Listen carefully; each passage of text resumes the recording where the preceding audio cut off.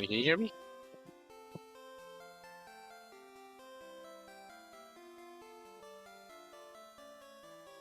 Mic check.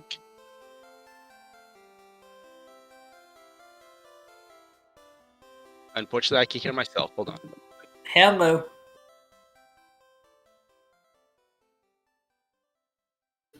Welcome in everybody to this race of Pokemon Crystal Item Randomizer in the Full Item Randomizer tournament. I hope everyone can hear me okay. This is my first time commentating, so there will be mistakes made, I am sure. There are mistakes made for even seasoned veterans. It's fine.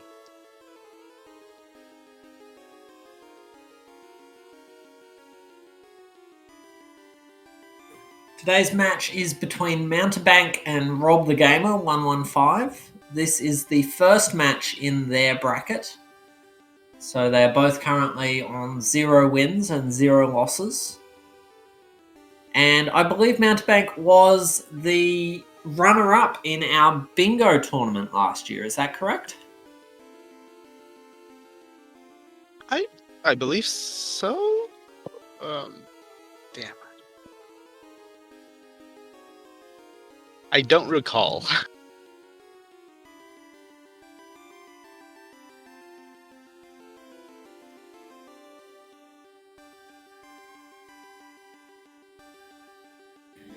Chat says that yes, he was. So he is a very experienced runner. I don't know how experienced he is with full item compared to bingo, but I'm prepared to say he's probably quite experienced at this too, because he is one of the admins in the Discord server.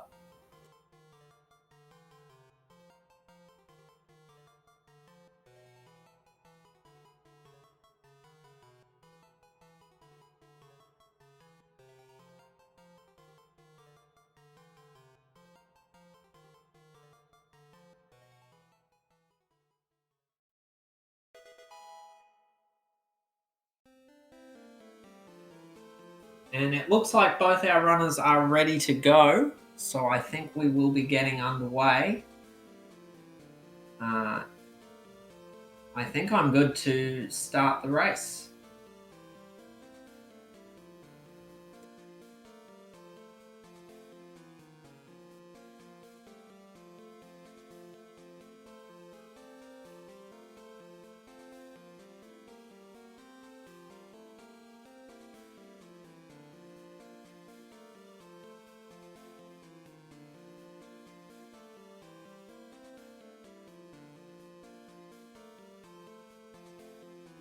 Okay, I don't know.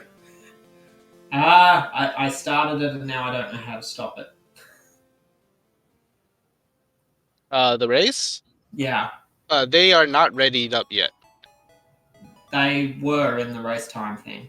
Are they? Yeah, they had both marked ready. Oh, this is my fault. My fault. Hold on.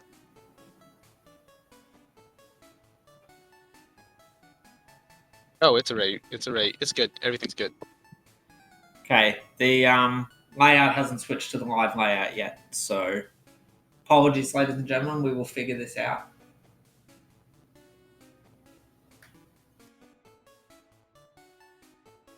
Oh, there should be a little bit of a delay, but yeah, we're not getting a feed right now.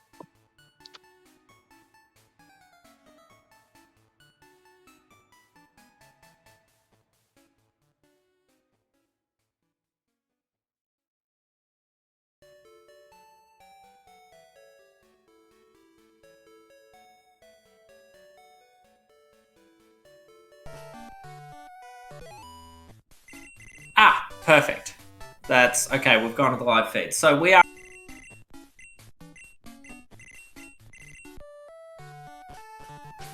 And I did not see what the first item was. It was TM16.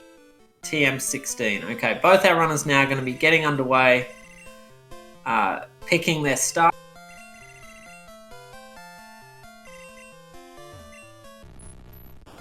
We have Haunter. We have Snubble. And we have Unknown A. That is not the greatest choice, but Haunter is probably the superior one. Okay, both runners taking Haunter, so both runners will get the same rival battles. There are no VODs of this tournament on the SpeedGaming YouTube yet. They will be uploaded to the SpeedGaming channel in time, as I believe everything gets uploaded there. You can watch VODs of the bingo tournament on the YouTube channel if you are interested in that. But there are also Twitch VODs for the time being. Now, both runners are going to grab the ground item on Route 29. It's a revive. And the early game always proceeds the same way for these races, as Mountebank's grabbing a berry there. That is not randomized. The berry trees are not part of the random item pool. So he just wanted a berry for additional healing, I guess, in the early fights. Pat has pointed out that Mountebank has chosen night and Rob the Gamer has chosen day. Nighttime does offer some advantages, including higher level Pokemon in certain destinations. Unfortunately, I do not have the list myself.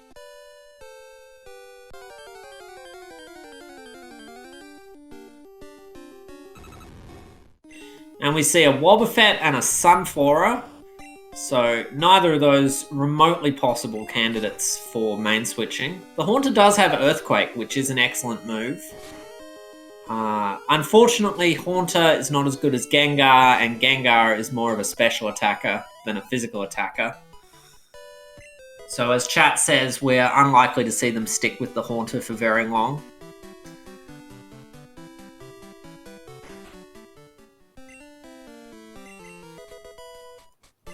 The runs tend to proceed in the same way at the start of every race until you get to Violet, at which point you have a few options. You can do Sprout Tower, you can fight Faulkner's Gym, or you can go to the escape room in the Ruins of Alph. And once items such as the Pass, the Squirt Bottle start to turn up, then the game opens up substantially. Mountebank sees a Murkrow. That is also not a very good Pokemon.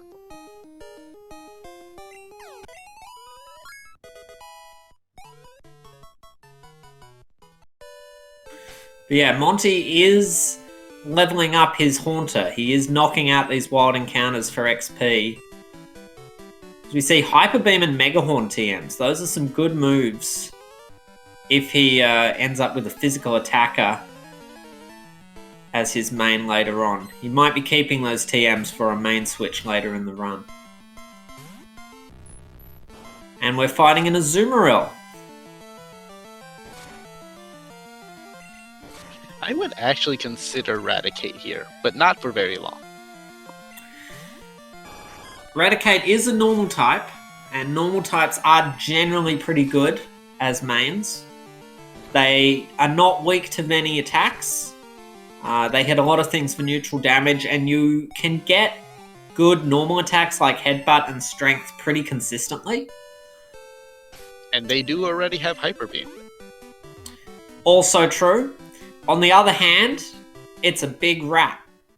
Yeah, Eradicate's not terribly good for a full item random. And you know that as soon as you catch Eradicate and teach it Hyper Beam, your next wild encounter will be an Ursaring. As the runners find...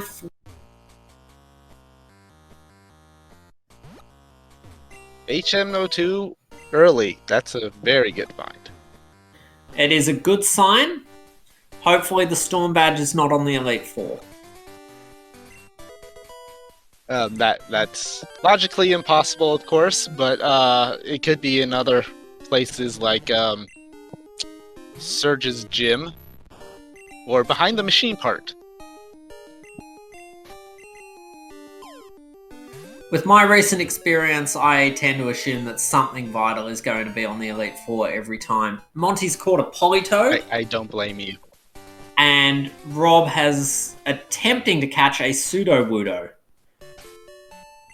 Truly desperation plays from both runners here. The Politoed does have Hydro Pump. Those were decent moves. It's got 3 decent moves with 15 PP between them. Yes, that is the unfortunate part. They don't have a lot of PP, and Zap Cannon misses far too often. Yeah, I Zap believe Cannon with Rob is actually just trying to catch Pokemon to have extra Pokemon.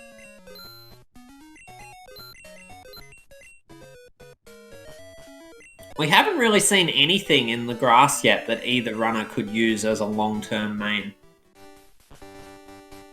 Yes, Monty heading to the Ruins of Alph. This is a good thing to do before anything else because you might find the squirt bottle in here and immediately get a level 20. You could find a fishing rod to immediately get a level 10 or a rock smash TM to immediately get a level 15. You might also find a Surf HM to complement your moveset.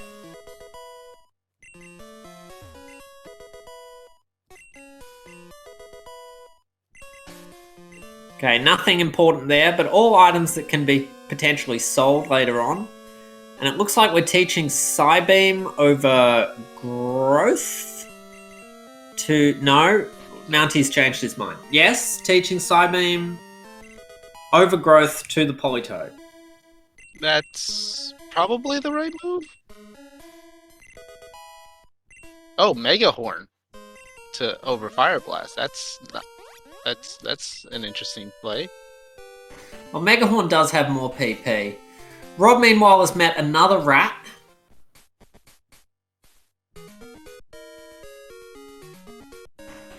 Monty now going into Sprout Tower, and Rob has hit an optional on his way to up through Route 30. Yes, chat pointing out that he didn't teach over Zap Cannon, the least accurate move in his moveset, but electric coverage is probably better than fire coverage. I also agree that electric coverage is probably why he wanted to keep it. Yes, the 50% of the time that Zap Cannon hits, it is a very good move.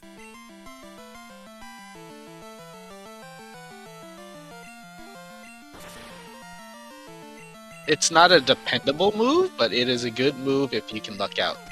And that can be arranged sometimes.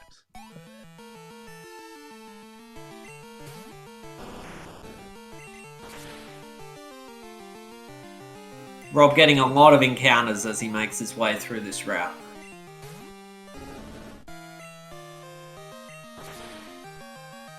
And it wouldn't be wise for him to repel since he needs a new main.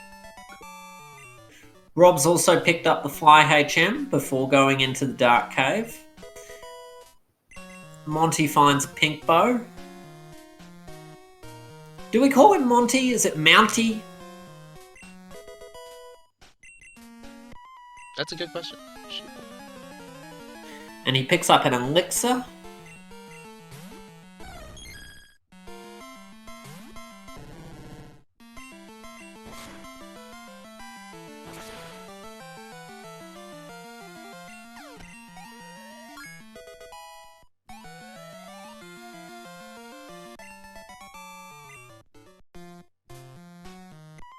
Now Rob's trying to catch a Quagsire to be friends with his Wobbuffet. And he's given up on that. And there is an Ultra Ball in the Dark Cave. There's a Feraligatr on Rob's screen. That could actually be his main. It's only level 2, but a male Feraligatr is potentially a very good Pokemon. And he crit it with Earthquake and knocked it out. But he'll get some XP from that at least. And he's going to learn Horn Attack over Barrier. At this point, it might just be better to say, I'm running this Haunter. Scyther is also a good choice.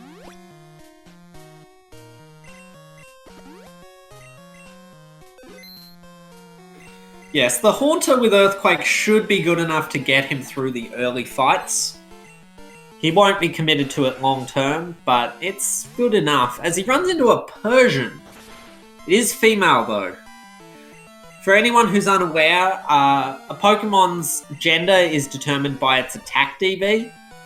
So female Pokemon have lower attack DVs than male. And unless you're talking about something like Nidoqueen that is always female, it therefore won't have the potential to be as high.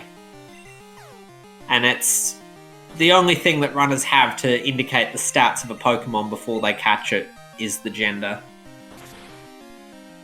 Unless it's a genderless Pokemon, in which case you just have to guess. Rob's going to make his way to the Ruins of Alpha as well. We see an Ultra Ball on the Elder and Sprout Tower, so nothing in Sprout Tower to be excited about.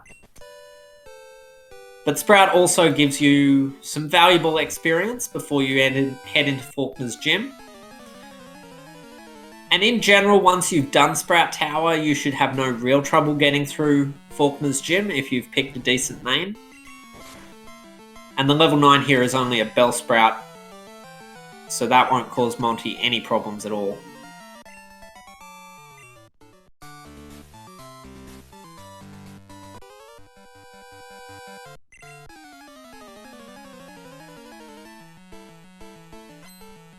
Rob teaching Psybeam to the Haunter, which is very fitting for it. Psybeam's certainly a decent move for a Haunter.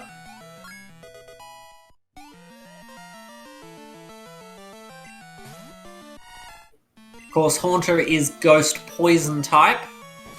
Some people might think that it's Psychic type, but it's not.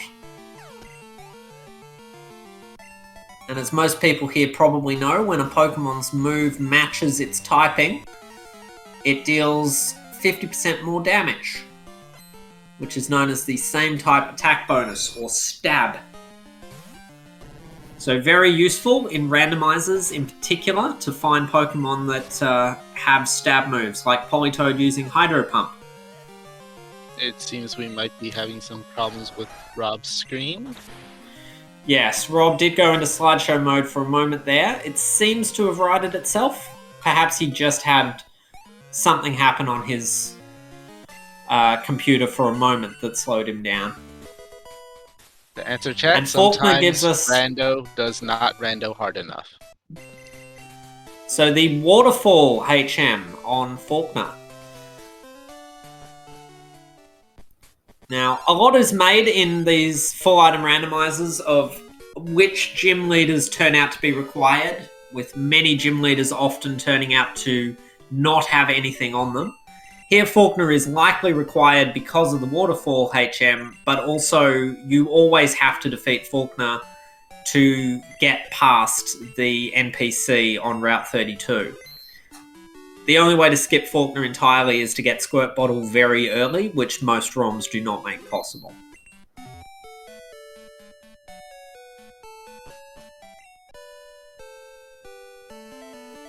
As chat says, Stab is also why Water and Normal Mons are ranked higher as mains. You will always find Surf sooner or later. You will always find Strength.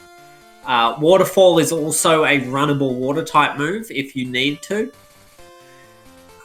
You can also always get Headbutt by speaking to the NPC in Ilex Forest who gives you the Headbutt TM, and then going to Goldenrod Mart you will be able to buy Headbutt. So water types and normal types are generally... Plus there are good water types and normal types. They can have good bulk to them, and they are not weak to many attacks. Plus, there are just a lot of good normal type moves. Even as low as something as I think Stomp is 50 power, but it still has that flinch potential, and it makes it useful. Mounty making his way through Union Cave now. Plenty of items to grab here on your first pass. He gets TM07 to go with HM07. 65 power, even better.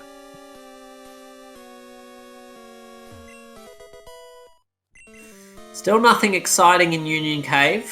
Mounty will make his way to Azalea now, and we will see whether he chooses to engage in the battles in Azalea or go straight into Ilex Forest and through to Goldenrod. The cut tree that is supposed to block your progress through Ilex Forest has been removed in these tournament settings, so that the logic does not need to give you HMO1 and the Hive badge super early in the game to get past it.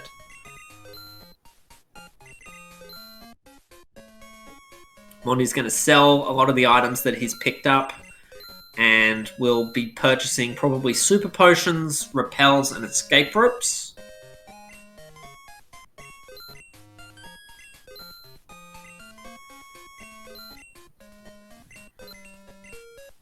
And he certainly did.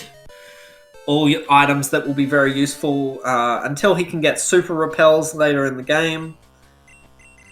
Rob is unfortunately running into a primate with Dig, which is super effective against hunters. On the plus side, he has Earthquake for Pokemon that try to use Dig against him.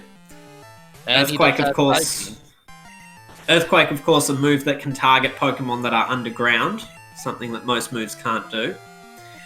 And he crits the Cloyster to get rid of it, and finishes up the Sprout Tower fight. As Mounty has encountered a Mewtwo on a trainer. And I see he taught Waterfall to the Politoed as well. I didn't see if he taught it over Hydro Pump, but I'm assuming he probably did. Rob entering Faulkner's gym. Wow, the Rockets in Slowpoke Well are not mucking about with a Mewtwo and a Moltres. These are certainly some very powerful Pokemon in here. Makes you wonder why they care about the Slowpoke tails, to be honest. Oh, chat pointing out that the Wobbuffet has Rock Smash. Is that the Wobbuffet on Rob's team? There's and we see the Storm Badge.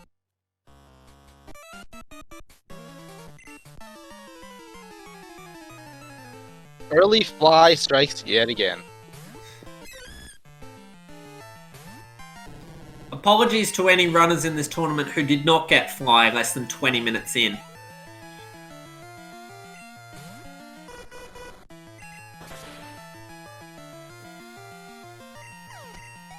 Okay, we will mark Rock Smash on Rob's tracker then. No, it's not in Logic yet. But he has a Pokemon that knows Rock Smash. Yeah, okay. We'll do it.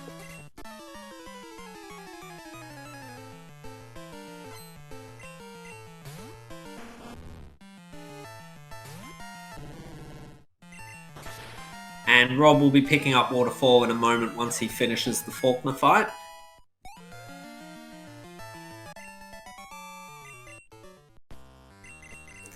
Monty finishes the Slowpoke well. He will get a free heal from Kurt for completing that. And we'll now talk to Kurt for an item.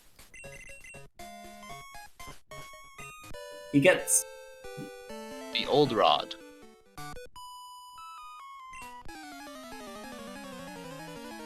He gets the Old Rod, which I was just checking if that's something I need to mark on the tracker. Oh, no, and it's not the tracker. It's not. You won't see Silver Wing there either. And now the rival... Is Monty fighting the rival that has a Zapdos? No, he's fighting the twins in Bugsy's gym.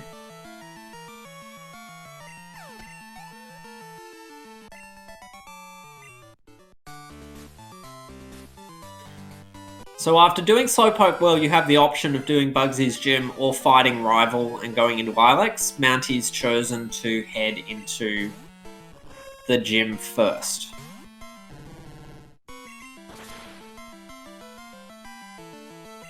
He's goal clearing Azalea, it seems, which is...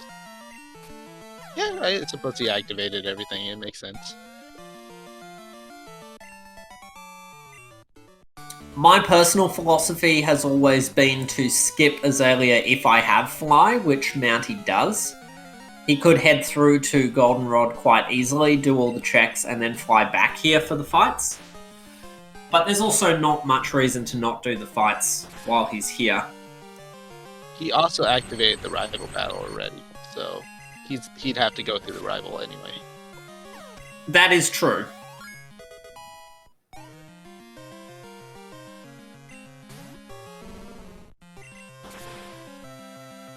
We seem to be getting Dark Cave from Rob the Gamer. Yes, Rob is going to be doing the Rock Smash in the dark. He might be looking for a new main, in addition to being able to grab 4 items by using Rock Smash here. Now, none of these items are in logic, as he finds a Doduo. I don't know what level Doduo evolves. He runs away from it. He doesn't want a main switch to it. Dodrio is one of the best Pokemon you can main in this game. It's a top tier. It is level 31, so I would pass on that too. He's already got a Haunter that's pretty leveled.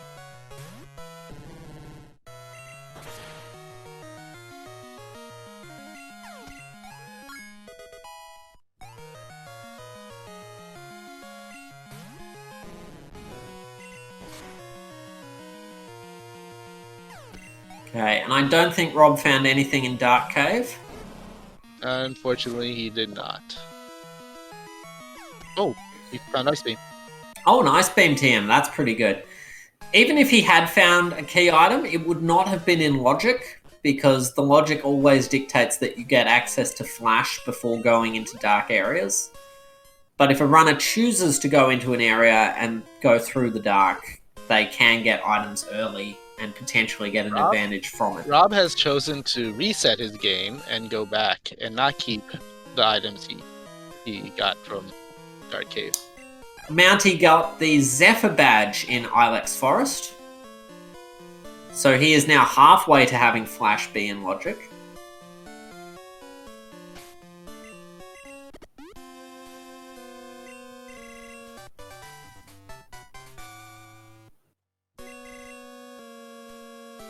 And Mounty's not going to go back for the charcoal check in Azalea. He does have fly, so he can fly back to Azalea for it later.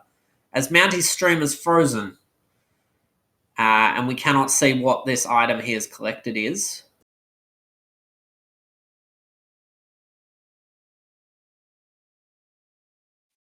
Pass on Bugsy, that means he's probably headed straight to Kanto. And HM04 on the headbutt guy. Oh, was that item pass? Yes. Okay.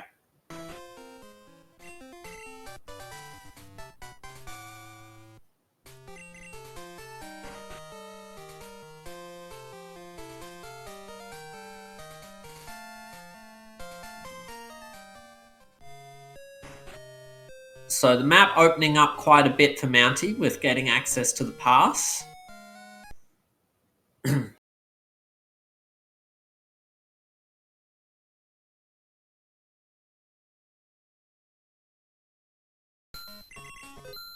We are having some issues with Monty's stream. It does seem to be freezing on us a bit.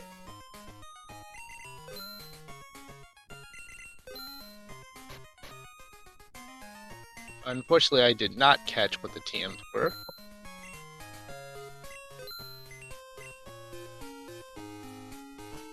So I suppose he's checking it now on the stream.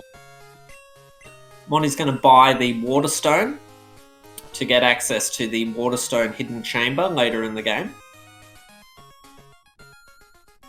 Attack that may cause confusion there. Looked like agility. He didn't buy the headbutt TM, which he had the option to do.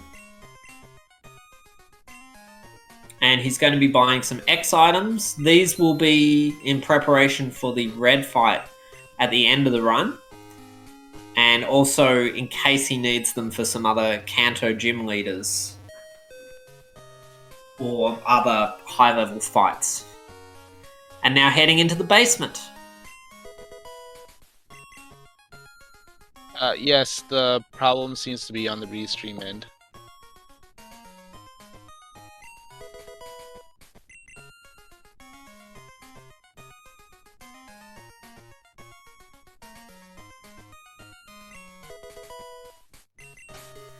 So a big early game progression lead for Mounty, already being in Goldenrod, as Rob is working his way through the Slowpoke well. But Rob did backtrack through Dark Cave, which exacerbates the difference a little bit. And the nature of randomizers and branching paths is that you can absolutely see leads change, and it can be hard to tell who is in the lead until much closer to the end of a race sometimes. Monty heading to the bike shop. Since the item in the bike shop wasn't anything useful, he's just soft resetting back to before he went in. This is so that he doesn't get a phone call from the bike shop later on. So a good strategy to save a little bit of movement and avoid a phone call. And he's now doing the quiz for the radio card. And Rob the Gamer getting Storm Badge on his end. Yep, Rob finding the Storm Badge, so now also having Fly. Monty getting a rare candy in the radio tower. Always good to find your first rare candy, so you know that any others you encounter will go into the pile. And he's going to do a quick box heal with the PC here before heading into presumably Whitney's gym. I didn't see what the item on the radio card check was, but I don't think it was anything special. I do not believe so. And Monty's going to get the item in... Yeah, coin case, that's what it was. It was coin case, okay. And Monty's going to get the item in the Rocket Underground, which is the vanilla coin case. It's where you would normally find the coin case. Here, of course, it could be anything. He just has to fight this one trainer to get access to it, and then escape rope out.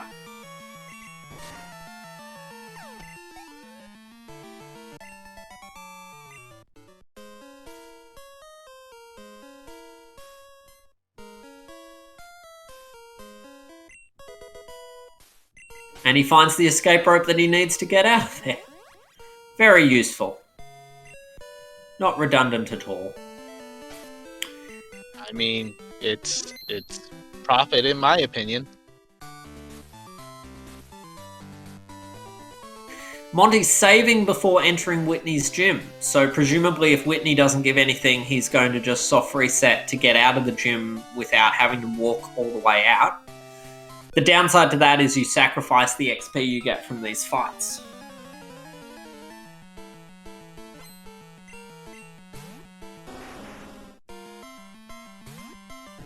Further evidence that he's not intending to keep this Polytoad for the rest of the run. Or the whole of the rest of the run, I should say.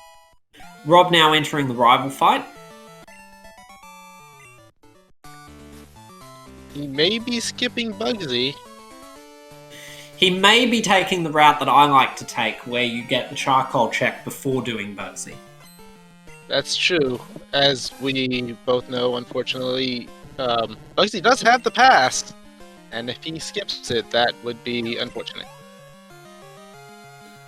Yes, but with Fly, he will only get as far as Goldenrod before having to backtrack to Bugsy. Yeah, it should be a very quick trip back. Unless the squirt bottle is in bug catching area, for example.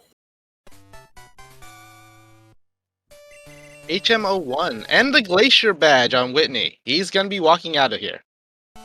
Yeah, Whitney absolutely stacked, giving the cut HM and the Glacier badge. The Glacier badge allows you to use Whirlpool in the overworld. Once Mounty finds HM06, he will be able to use Whirlpool, and once he finds the Hive badge, he will be able to... And Zephyr badge for Rob the Gamer in the Ilex Forest. Monty picking up the Kenya now.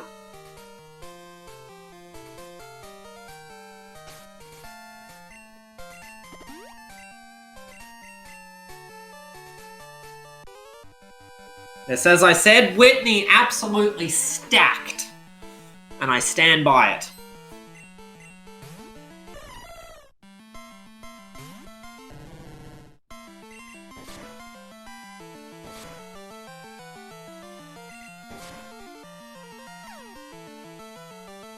Rob picks up the item that we didn't see Mounty pick up because the stream lagged. It was a full heal, so nothing important there.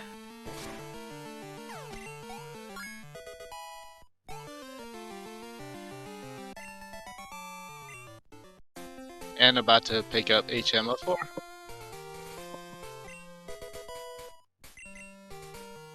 Mounty finding a gold berry and going to head into the national park.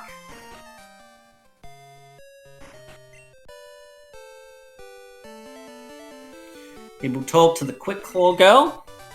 She gives TM19. And he may then make his way back and start bug catching. No? Okay, he's just going to do the actual He has no full need movement. because he has fly. Ah, he has fly, of course.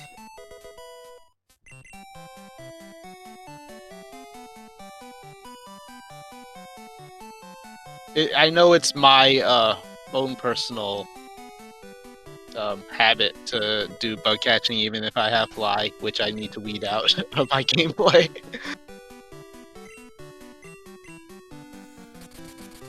And Monty now going to fly back to Azalea for the charcoal check, I see.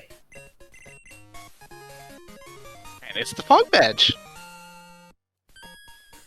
Okay, so the fog badge, a really important badge. It's one of the badges that allows you to use surf. It is the badge that allows you to use surf in the overworld.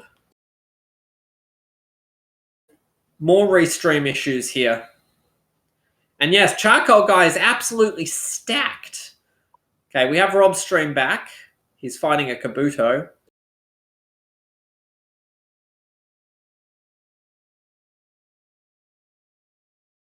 Apologies for these restream issues with Mountebank stream.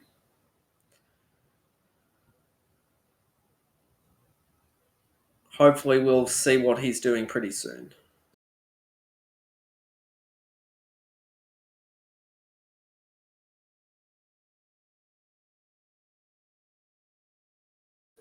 In the meantime, we'll switch audio to Rob's side so that we can at least hear the game. So I am watching Mountebank's stream from his end, and he just picked up HM05. Where was HM05? It was the return trip from Kenya. Okay. So we'll keep an eye out for Rob to return the Kenya.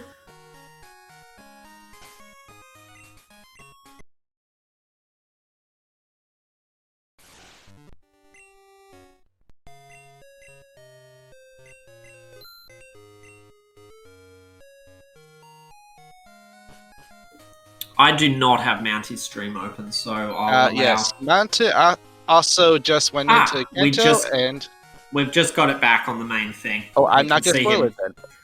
Yeah, we can see him entering the train now.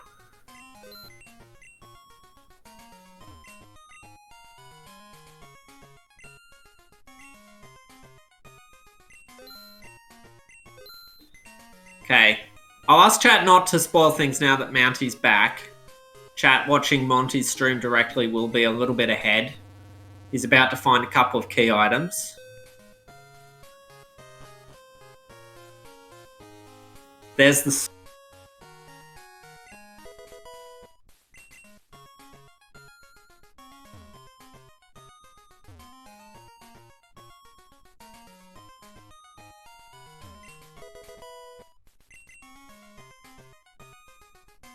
and HM03. So Monty is now going to be able to surf, which opens up a lot of additional checks. Kanto is absolutely stacked. And the Headbutt TM in the center of Saffron as Rob makes his way into the radio tower.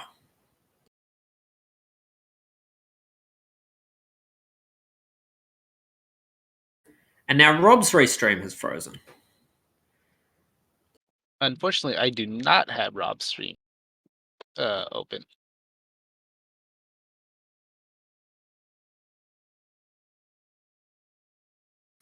And chat making a good point that Monty is going to be able to surf for wild encounters in Vermilion Harbor. And by going into the harbor, you can encounter Pokemon up to level 38, which is obviously a large jump from the Politoed at around level 20 that he's at now. He gets a nugget from the chairman,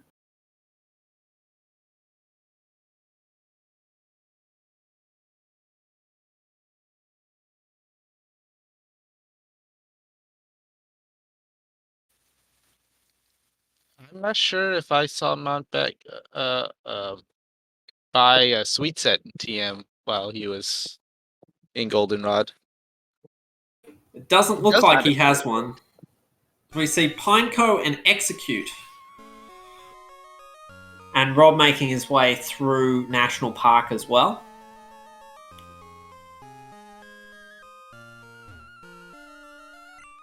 Now, Monty doesn't have the ticket. He's coming here to surf for other encounters, hoping to run into a really good main here.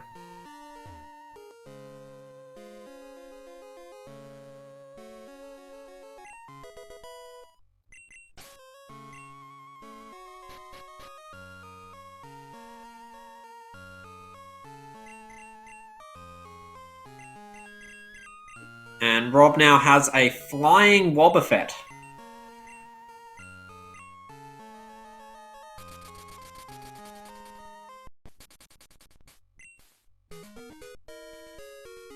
Mounty really struggling to get an encounter here. Rob doing the Zephyr badge check. It's an escape rope. That NPC gives you an item if you talk to him once you've got the Zephyr badge in your inventory.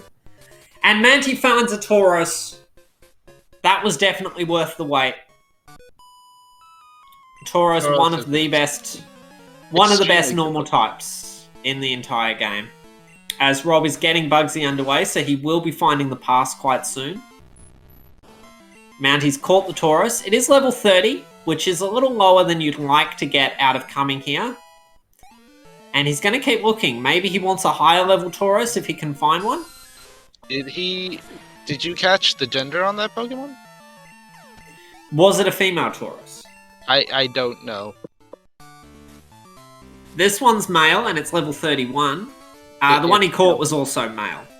And it has quick attack. It has quick attack and he is struggling to escape from it. It also has swagger. Tauros is always male. Also a good point. Oh, okay. That one is level 34. So he is going to try and catch this for the extra levels. Luckily for Mounty, Tauros was not the 10% in this water.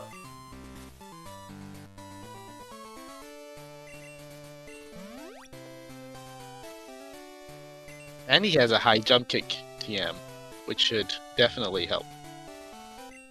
Yes, teaching Boomerang and high jump kick to the Tauros, and strength, of course. And that is a Pokemon that should see him through the rest of the game.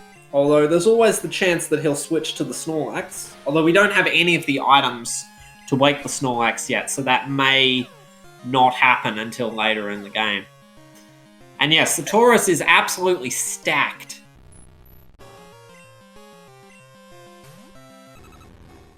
And we don't have the Silver Wing, so he can't switch. We don't know if he'll be able to switch to that either.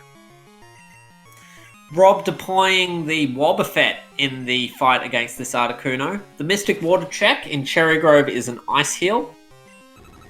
And Mounty now flying to Violet. There's a couple of items surf locked in Violet. And that is indeed where he is going next.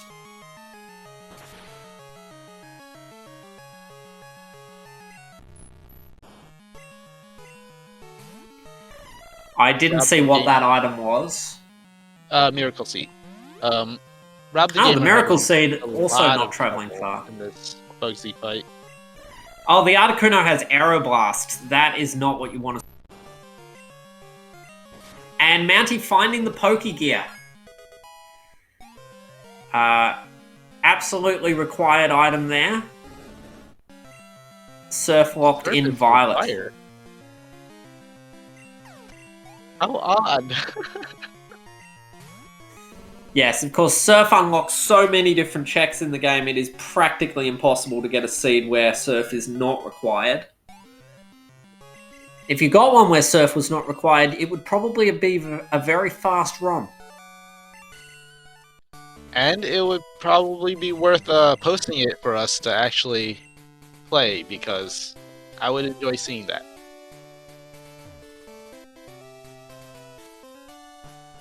Monty checking the flash room and not finding any key items there. So that's half of the Ruins of Alf done without anything good. And Rob getting his fog badge.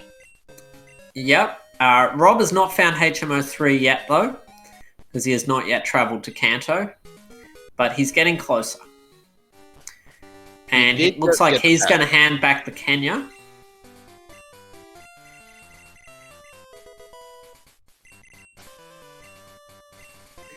Okay, Mounty's now going to check the 2 items in Union Cave.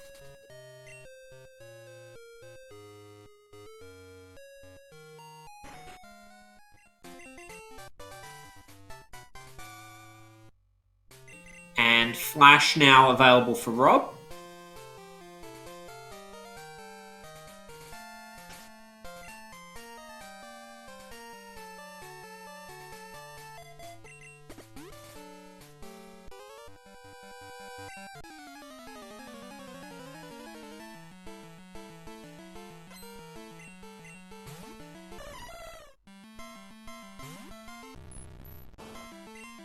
So nothing important in Union Cave there at all. Mounty will escape rope out and fly to Saffron City.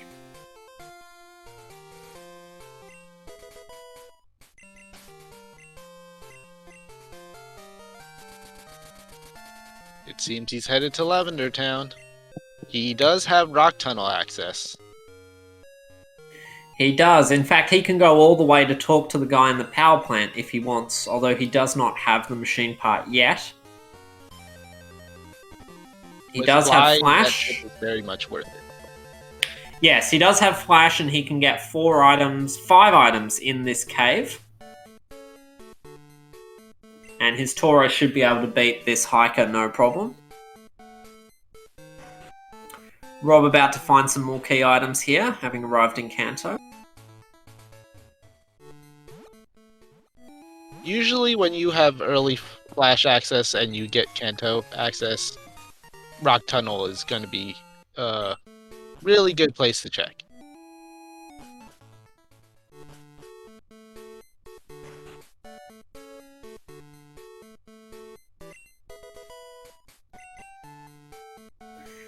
HMO3 for Rob and the Soul Badge. So Rob now also with the ability to surf.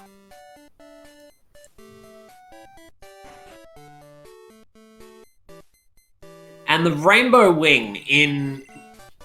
Is it Rock Tunnel? And Yes. the Pokédex. Oh, bad menuing. Too bad. So, Mounty's now going to have to modify his menuing. And the card key! Rock Guys, Tunnel has the goods. say it with me. Rock Tunnel is absolutely stacked. Fact.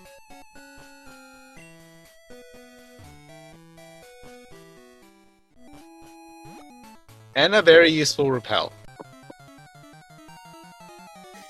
And Monty is going to leave the cave. He could have escape roped back the way he came, but he is going to talk to the guy in the power plant. So by coming here without machine part, it means you'll need to make a second trip, which is never what you want to do. But obviously going through the cave was the right idea. And so speaking... machine part can be in Mount Silver, and they might never have to come back. Is it possible for this NPC to be the one who gives you the machine part? Because that would be hilarious. No. Oh, no. I thought he gives... Yeah, sorry. I thought he gives you something, but he gives you something when you hand in the machine part. But he unlocks a check in Misty's gym. Mountebank going to check out the fisherman here, but he cannot cut the trees, so that will be his only check down here. Correct. There are 3 checks here, but so far he only has access to 1 of them. 1 requires cut and 1 requires surf and cut.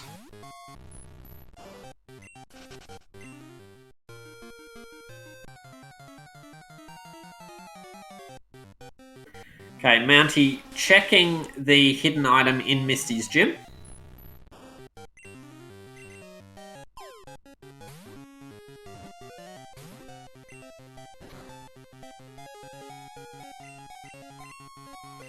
And what do you know? It's an Earth badge.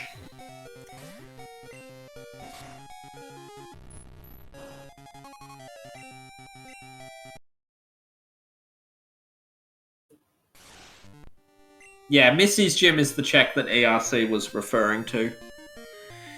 And now Mounty's heading to Tojo Falls. My fault then. Now, coming here is interesting because he does not yet have Waterfall or Whirlpool, which are necessary for 2 of the 4 items in this area.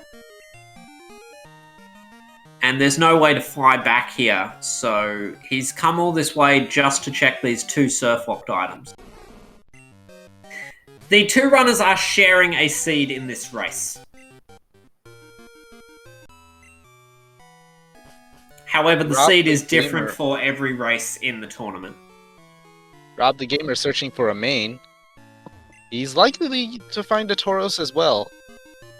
He is very likely to find the Tauros. The only question is, will he find a higher level Tauros than the one Mounty took at level 34? And also what TMs he has to teach it. He finds a level 30, and Mounty is going to fight the Soft Sand Girls. And he's teaching Surf over Icy Wind to his Tauros. That is an interesting strat. I would probably prefer to have ice coverage.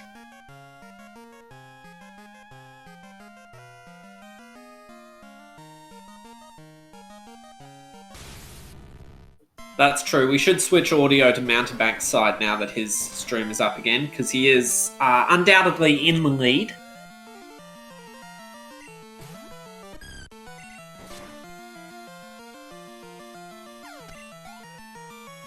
Yes, to be fair, Icy Wind does miss.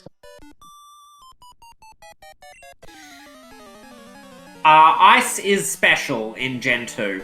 All the evolution types are special in addition to Dragon.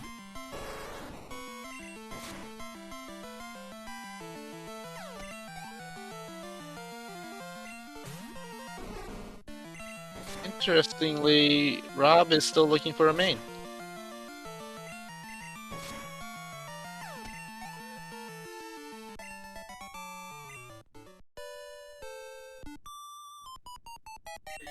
Well, his Haunter is already level 27, so the Tauros at level 30 was not a big jump for him.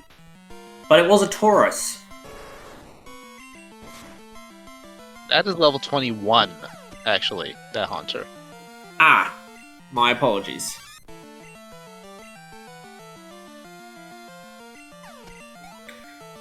Wow, Execute and Executor in this water.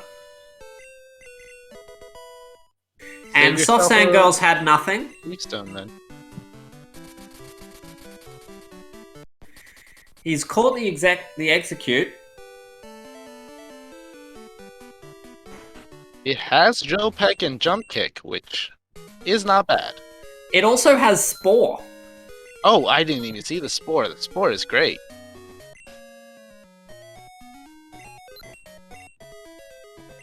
If Rob decides to switch to a new main, that Destiny Bond can actually do work. Oh, it has Snore. I can't read. Okay. That's much less exciting. Oh no, it is Spore. It's Spore.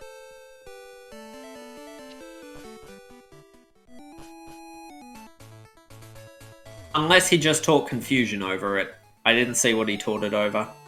Can anyone really read? It's fine. Everything's fine.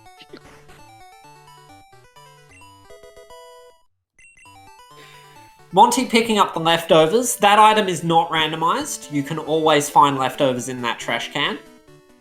And leftovers are an excellent hold item for passive healing as you do fights.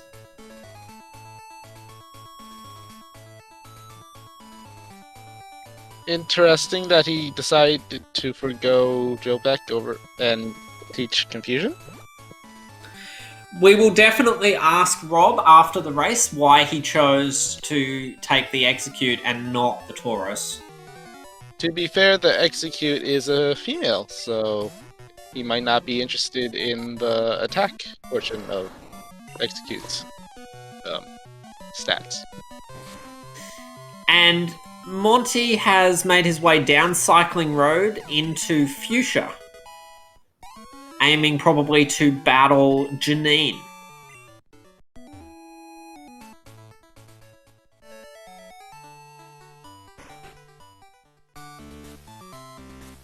And yes, he's entering Janine's gym. And Rob is rock smashing through Dark Cave again. He's already been through this area and gotten these checks, so I'm not quite sure why he's coming back.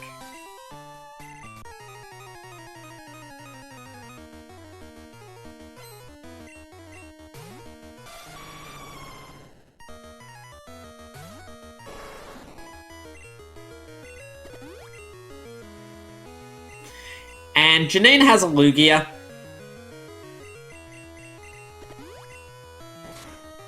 Ooh, Ice Beam was here, and he could be... Yeah, he's going for Ice Beam. Over Spore. Well, there's Spore. There goes Spore. He teaches Ice Beam over Spore. Good job at least remembering that that TM was there, keeping it at the back of his mind. Tauros takes down the Lugia. He'll get a lot of XP for that.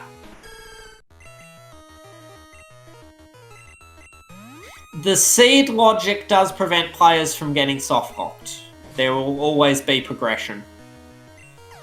It's just sometimes very mean progression.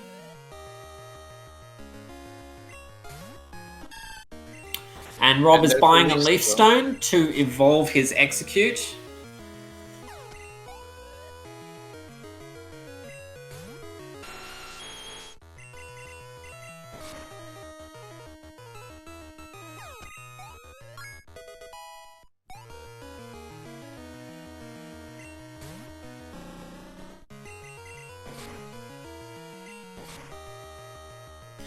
I also think it's important that we respect Rob's choices. Perhaps Executor is just his favourite Pokemon, and he's determined to win with it no matter what. Janine gives a Revive and a Carbos, so no key items on Janine. There is one other item in Fuchsia, but it is cut-locked. I'm not sure what Mountebank's next move is. Just keep going through... Next move is just keep going through Kanto gyms? Is that all he has left? He needs one more gym badge to get access to Rocket Tower. He could potentially find the Clear Bell, although he doesn't have access to North Johto, so he can't go to Tin Tower yet. It looks like he's going to the Nugget Bridge.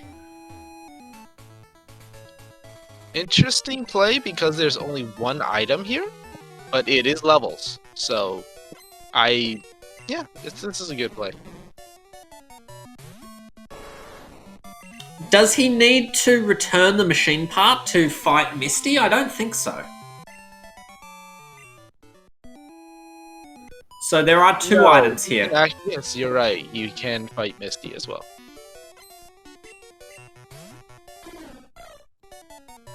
And I would say coming here is easier than fighting Sabrina or Surge at this point.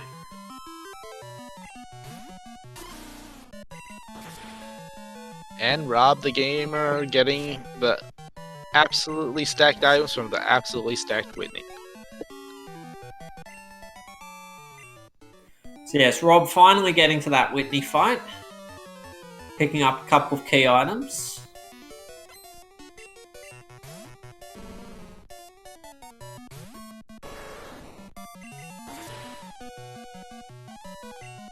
But yes, I think Mounty has done every check in Kanto that he can do at this point. In Johto that he can do at this point.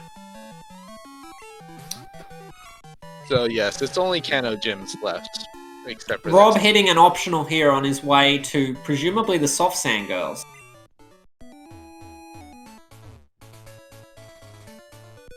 Rob will certainly hope that Red's lead does not have Mega Horn. I can tell you that now.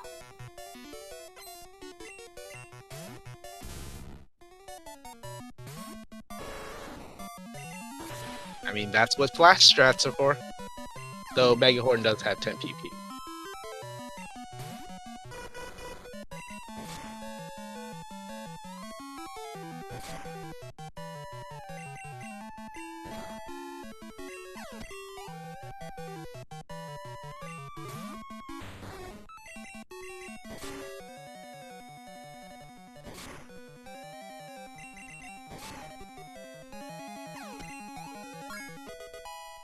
So both runners fighting the Soft Sand Girls within the first hour. Unfortunately, they don't have anything.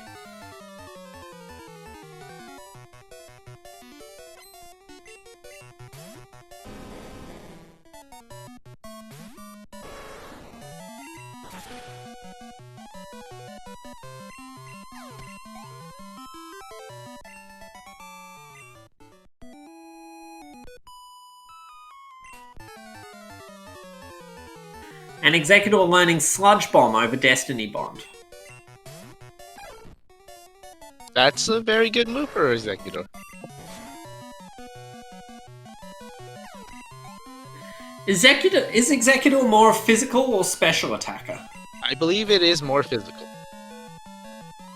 But they're comparable, so you can run them both ways.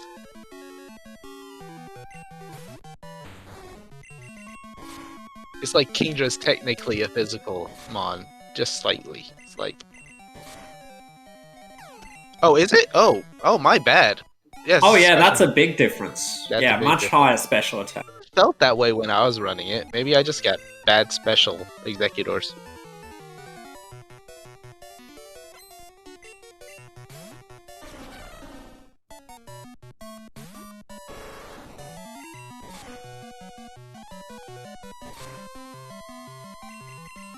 So I would still say it can be run as an attacker with that.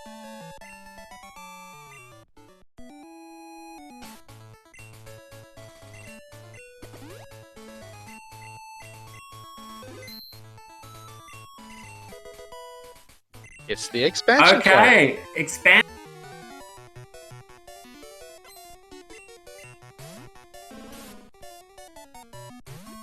That's future progression, but it's not immediate progression, unfortunately. It does validate the decision to come out here, though, so Monty will be happy with that.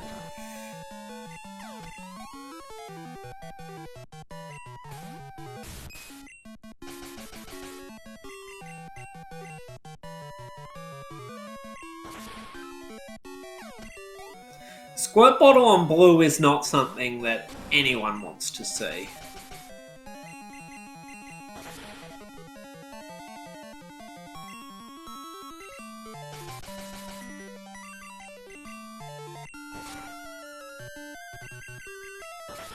Oh, I suppose that's just fine if SS ticket is on Surge or on the ground somewhere. Not if the NPC next to the Pseudo-Wudo has a badge.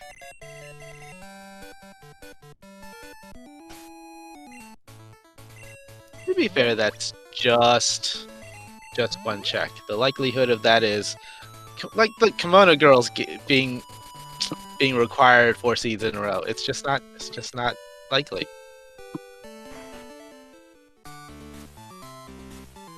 As we all know, any seed that I have anything to do with will require the Elite Four. Do the runners know that? I mean, no one's hidden it from them.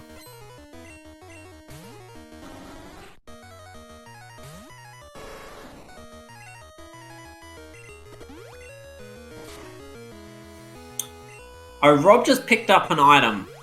Was it... that was a Pokegear. Pokegear. Ah, yeah, you've marked that correct.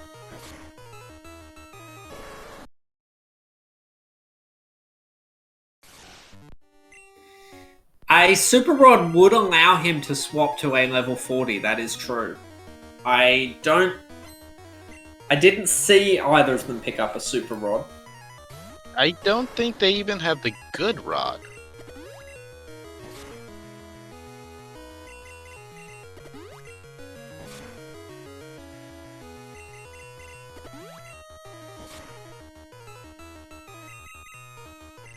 We're not required to keep track of rods, so we can't tell you, I'm sorry, ladies and gentlemen.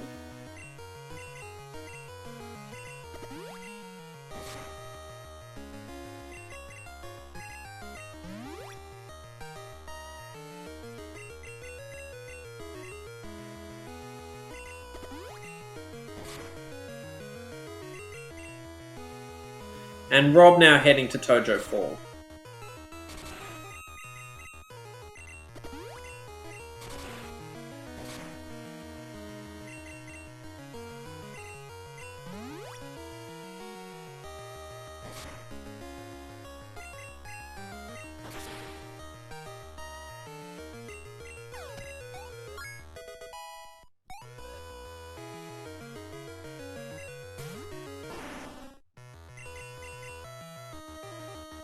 The Tauros pulling its weight, getting through the Misty fight, even though it's slightly lower leveled.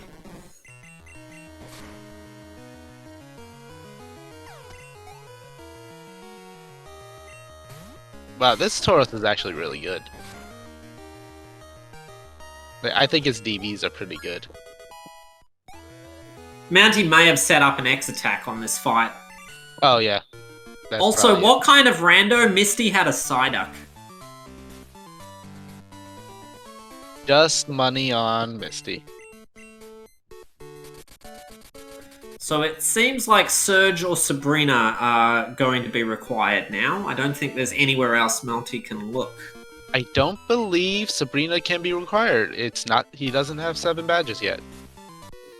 Okay, then it has to be on Surge.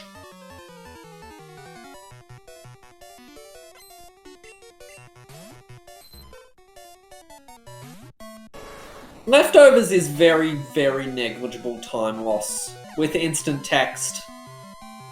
And the benefit of having passive healing really outweighs the slight time lost from running leftovers. Unfortunate confusion on Mountebank's end.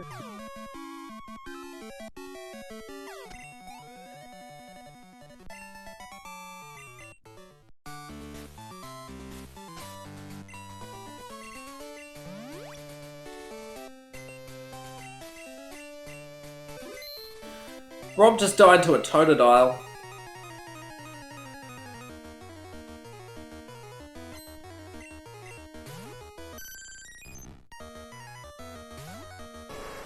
Also noticing that Rob has the Water Stone in his bag.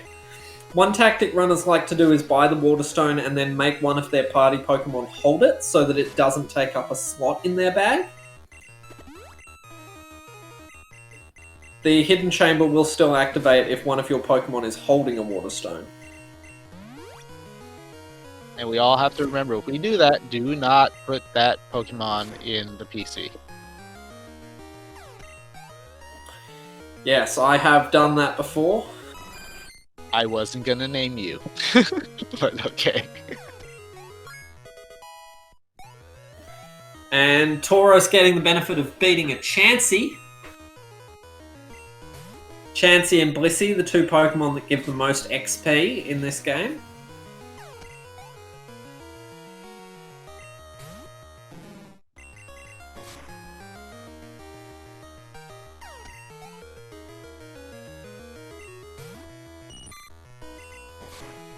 And Rob is entering the very stacked Rock Tunnel. Yeah, he got the Rainbow Wing, he got the Pokedex.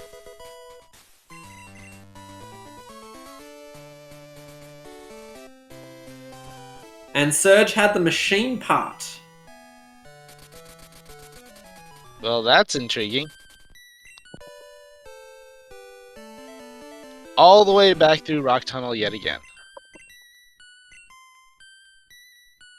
And I missed the other item. Rob got something else in... Oh, it's the card key. Yeah, there's a card key. Card key. Yeah. Okay, cool. That is marked on the tracker. Good.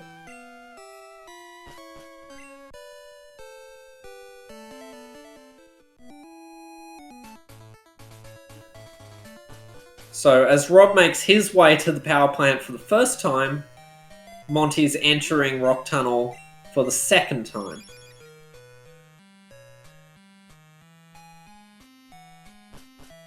And if somehow progress isn't buying this machine part, something went wrong. Yeah, returning the machine part creates 2 additional checks. And it's a check itself.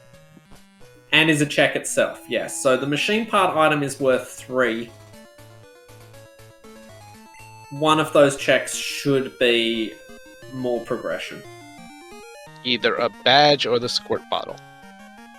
I can't imagine it's anything. Well, it could be another fetch quest, like the red scale or mystery egg.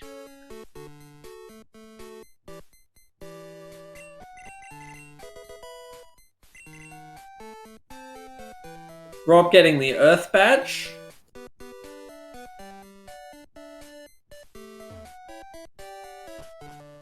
And Rob's going to make his way up to Nugget Bridge now. So we'll see how his Executor handles that.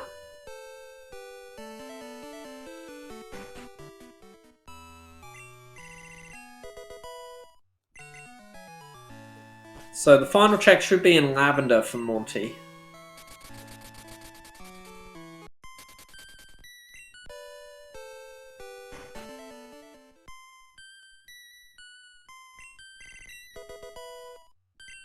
There's the SS ticket. I forgot about SS ticket.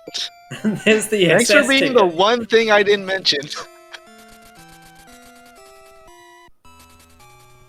Alright, so this does give Monty a check on the boat, and then gives him access to Northern Johto, which is going to massively open up his possibilities. Welcome in, Wingage. How did your race go?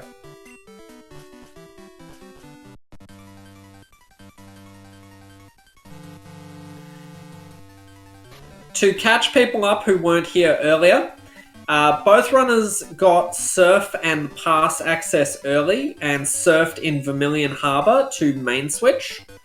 Both runners encountered a Tauros at level 30 in that area. Mounty caught the Tauros and has been maining it ever since. Rob ran from the Tauros, caught an Execute, evolved it into an Executor, and has been maining that. Yes, and Whitney was stacked. Both of her items was progression, which was it Glacier Badge and what are the HMs? I feel like it was probably HM01. Yes, Whitney gave 2 key items. There were multiple key items in Rock Tunnel. Charcoal was Fog Badge. And Monty has been in a little bit of a tunnel here where he fought Surge as the absolute final check he had available to him. And it gave him the machine part. Returning the machine part gave him the SS ticket, and he now has access to North Johto.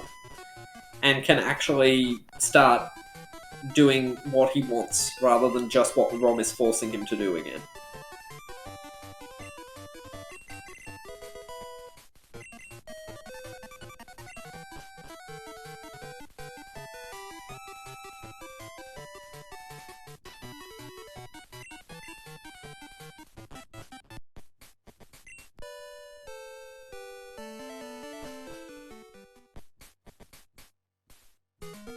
Both runners had access to fly within 20 minutes. And Monty is now going to start checking items in Olivine. Yes, it was ridiculously fast. HM02, I believe, was right outside Dark Cave, and Storm Badge was in Slowpoke Well.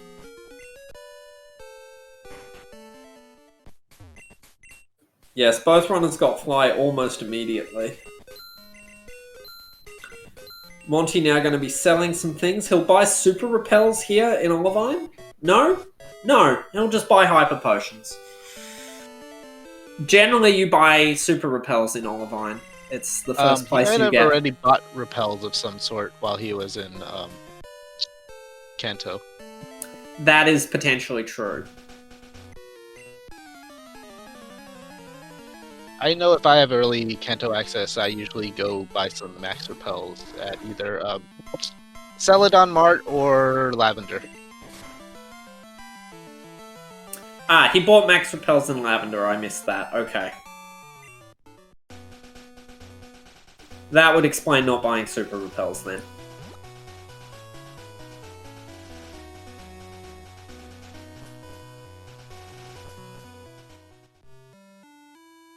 I'm still working on that pathing and that route, going above that trainer into Ekkertique.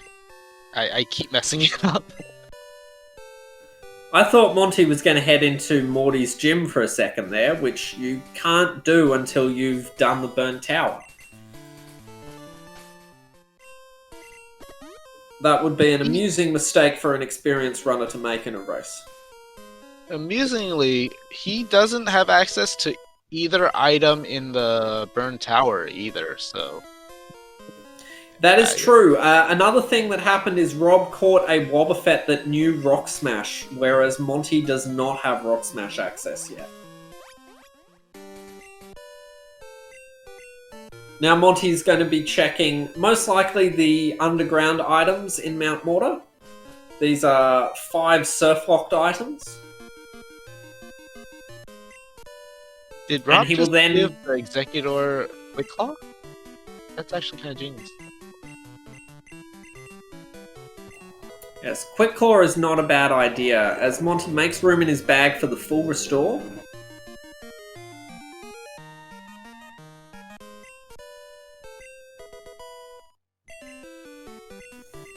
After Monty does this area, he will probably go to Mahogany, encounter the Shiny, and then do the Rocket Underground sequence.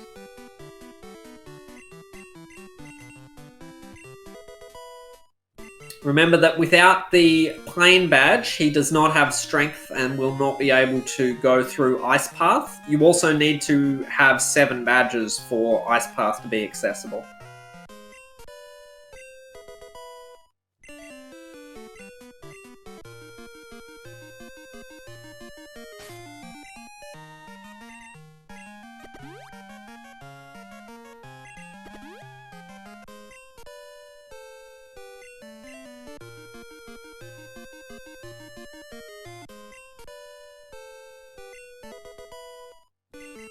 So no key items in Mount Mortar Underground.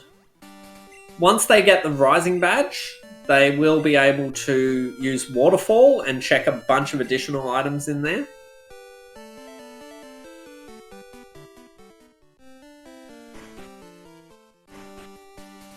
Any predictions on what the Shiny is going to be today? Ooh, I don't know. Let's go with a Ladybug. I'm personally hoping for Cleffa. Somehow that doesn't surprise me. Oh, it's a rat. It's a rat. Rob will be delighted. Hey, it's an even dirtier rat. Smilefires in chat was very close, guessing Rattata instead of Raticate. The first shiny Pokemon I ever got on stream was a random encounter full odds shiny Raticate in Pokemon's Fire Red emulator.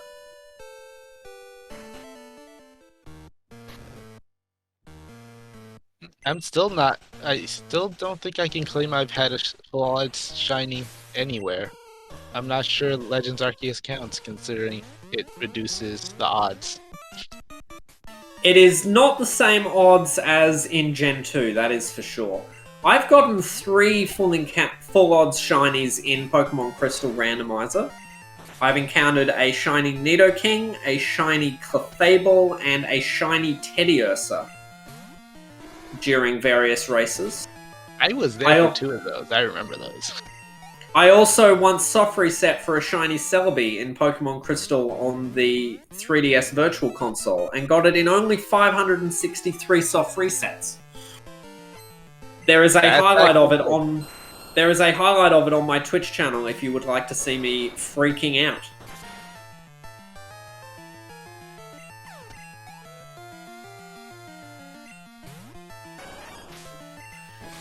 Honestly, Azure, a shiny Unknown actually would be amazing, and I'm jealous. I have many shinies, but an unknown isn't one of them.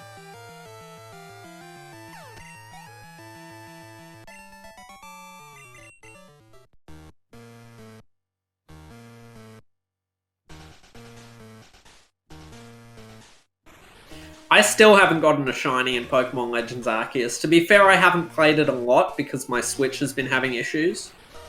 But I really do need to make sure I get at least one shiny in that game.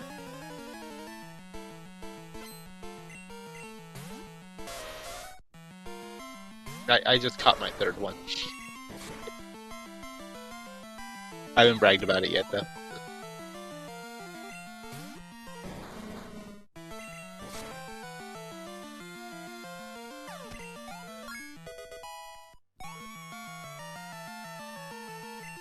And we're doing some shopping on Rob's end, and I believe we're going up. Oh, this is the rocket base on Mountebank's end.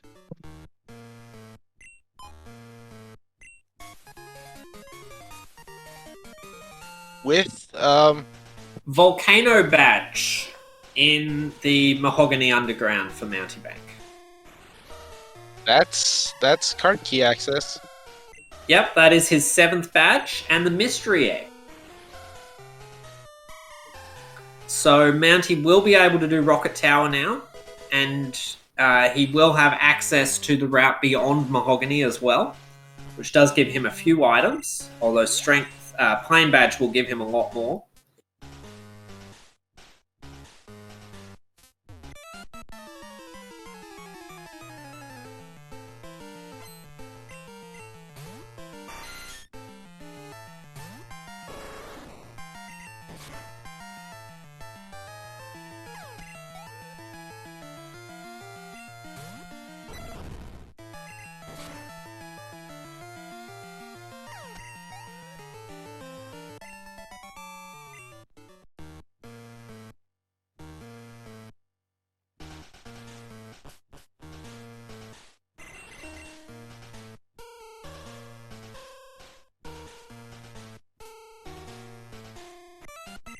I have heard there was an update to Legends Arceus that affected shiny hunting in some way.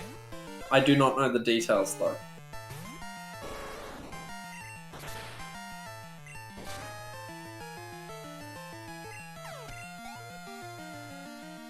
Game Freak are never very transparent with their shiny mechanics. Rob over there finding the escape rope to get out of the place he just was.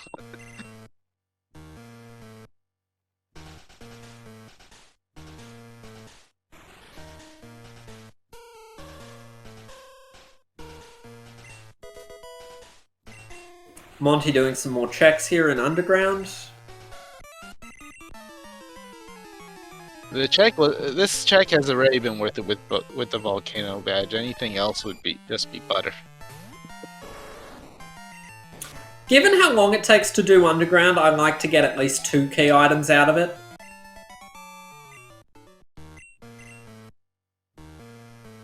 Well, there's always price and the guard. Yes, I count all of those checks as part of it.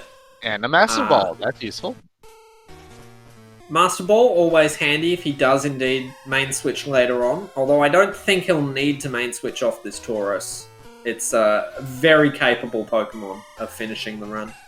And he still has a Silver Wing. He still hasn't gotten Silver Wing either, so the likelihood of him getting to level 60, which might have a clear advantage, is looking less and less likely. Yes, the Silver Wing can be in Mount Silver, unfortunately. You're not guaranteed to find it.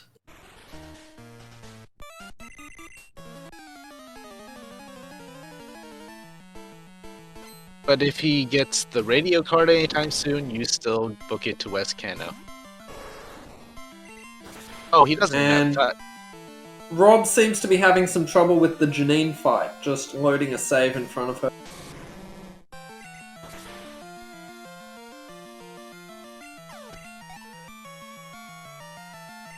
The good thing about maining an Executor is you don't forget to save before fighting gym leaders.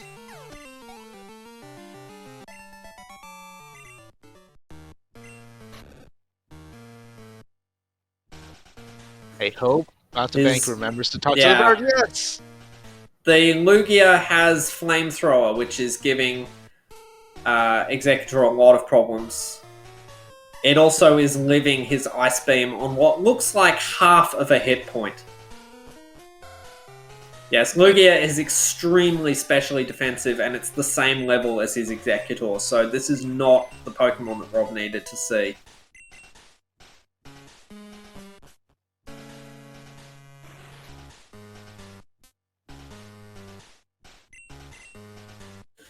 Monty going to be waking the Electrodes. Any guesses for what the Electrodes are going to be? I am hoping for 3 Charmeleon, Cleffers. Wartortle, and Ivysaur. Now, Mel, that would be a ROM for the ages. I am very, very ambitious.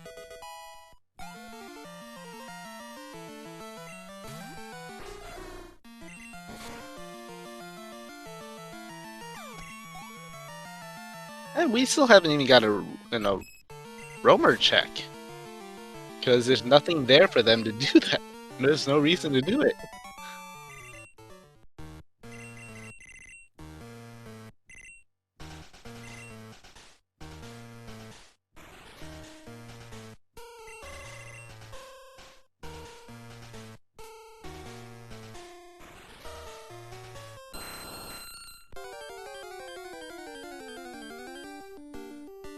We see an Aerodactyl.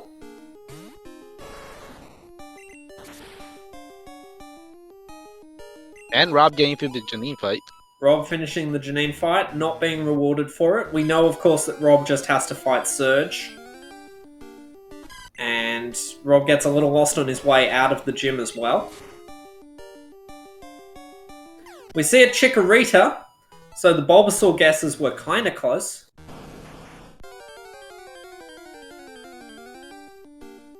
And a Blastoise, so actually the two of them were starters.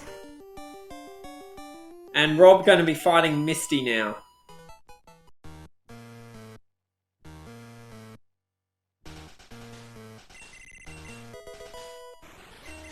Lance giving a full restore, but completing that sequence does unlock 3 additional checks in Mahogany.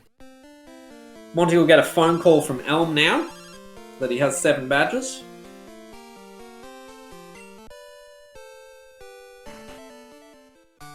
And heading straight into Price's gym, not even healing first.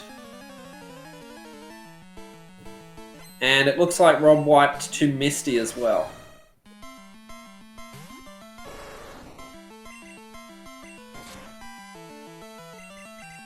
Misty does have the level advantage here. Yes, and Umbreon is a very tanky Pokemon. It has Fire Blast. Fire Blast, yeah. Umbreon's special defense is extremely high. It has Flame Wheel too, Chad is telling me. I think Rob is just going to have to leave and come back later. And that would actually be good for him, because we know Misty doesn't have anything and Surge does. Yes, the Executor is not painting itself in a good light, as Rob is flying to Surge now. This is what Rob needs, so... He is going to heal first. That may have been a blessing in disguise. As long as he can get through the fight.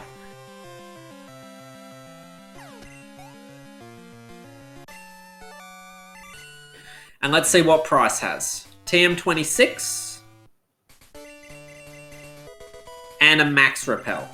So nothing on Price. Does Monty do the Sludge Bomb check? Yes, he does.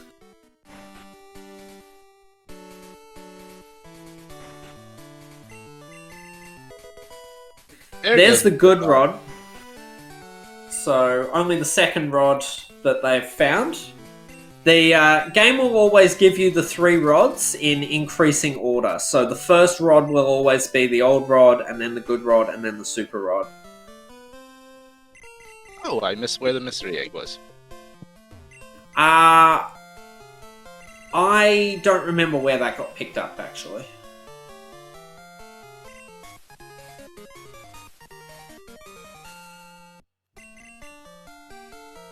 And the mystery egg check is the boulder badge, so mystery egg is required.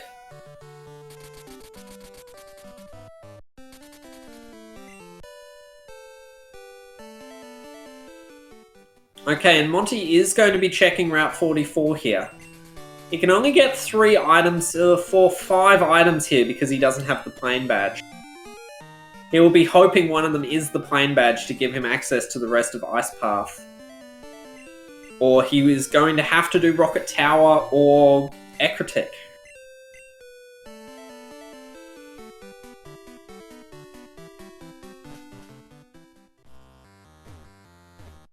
Oh, Rob being walled by a Chansey here. No, he has Sludge Bomb. So he has a physical move. And got the EXP to show for it. And luckily for Rob, that level 46 is only a Caterpie. So that one won't give him any problems.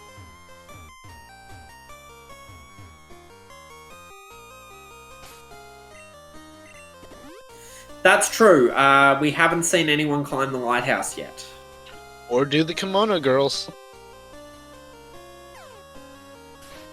With my track record and commentating, they might want to consider the Kimono Girls. So.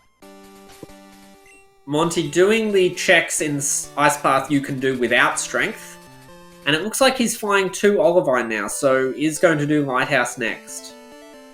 So putting off Rocket Tower, perhaps because he doesn't have the basement key yet, or access to Dragon's Den, which are the other things that you get access to once you've done Rocket Tower. It would be, but going through the card key, it would be more levels. Rob has finished Surge's gym. What was the item that you got for doing machine that? Part. Machine part, right.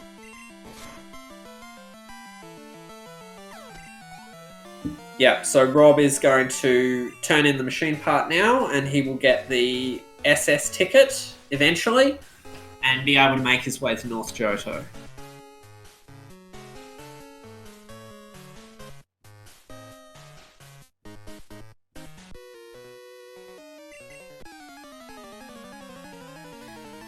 Ultimately, doing Rocket Tower gives you more checks than doing Lighthouse, especially since you don't have Secret Potion yet, but some of those checks are behind Strength and behind Basement Key. So, in this immediate situation, the Lighthouse does offer slightly more. And Lighthouse is technically quicker. Yeah, it's just quicker. It is quicker unless Secret Potion ends up being required and you have to do Lighthouse twice. I agree, there's nothing wrong with doing Lighthouse without Secret Potion. In this situation, I think I would have done Card Key, because I know I can clear out the Rocket Tower and never need to go back.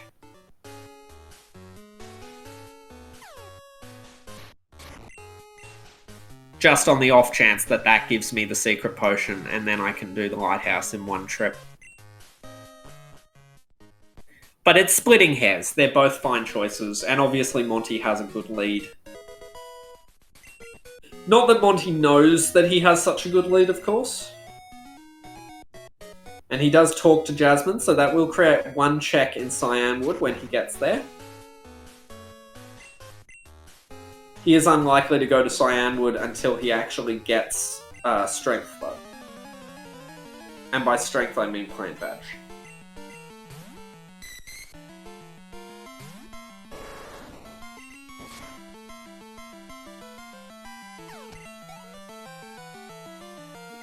I mean, Monty is very experienced. Rob gets the SS ticket. And he knows that his Taurus is good, and he knows that he's had a very clean run to this point, but you have no way of knowing how cleanly your opponent is playing, and whether they potentially checked Surge earlier than you did, whether they managed to get a level 38 Tauros instead of a level 34 one like you did. Monty cannot assume he has a huge lead.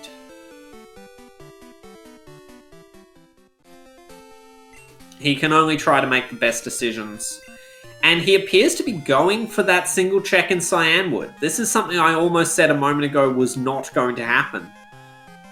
Because he doesn't have the plane badge. Still, tagging Cianwood isn't the worst thing.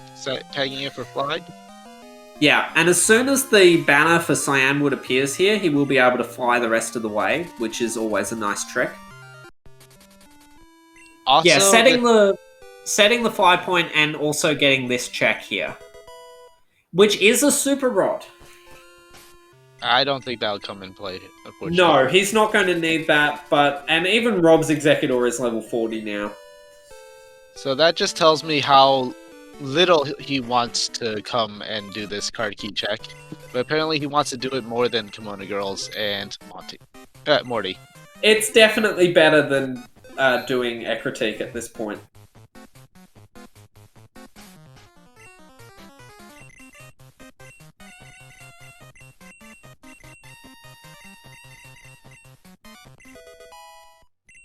Teaching Headbutt over high jump kick.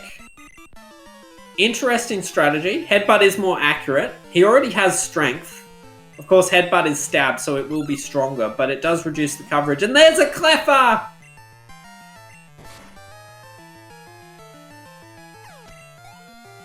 I feel validated in arguing for Rocket Tower first. The first Pokemon was a Cleffer. It's a sign that it has been blessed. Blessed by what? I have no idea. Blessed by Cleffer.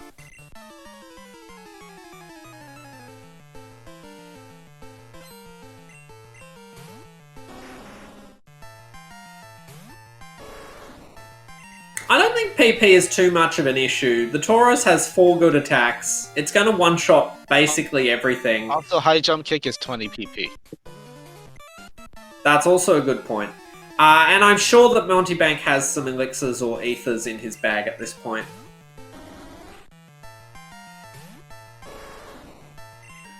So high jump kick would have been good against this Umbreon, but he's still one-shotting it because he's 21 levels higher.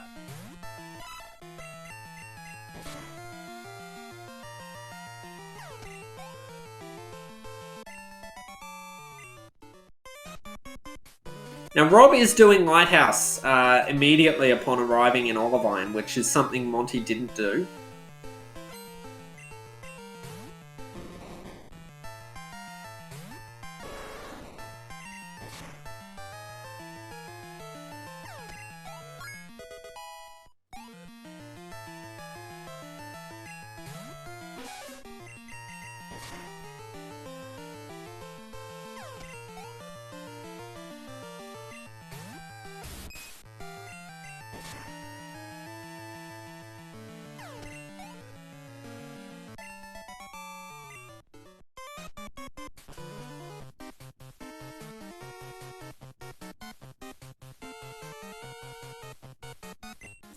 The thing about checking Rocket Tower is that you don't see any of the items until after you've done all the fights.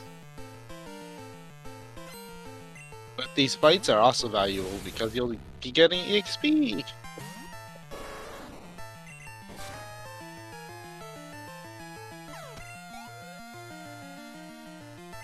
But yeah, when you have a long stretch where you're just fighting trainers without making any checks, it's a chance to just kind of survey what you have, what your future checks are going to be, and make decisions about where you're going to go next.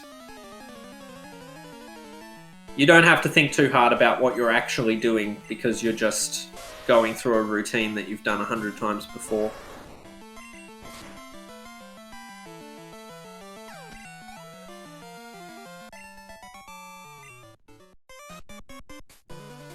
Two more fights for Mountie.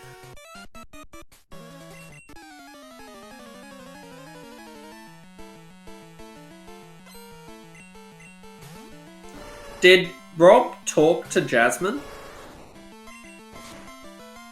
I believe so?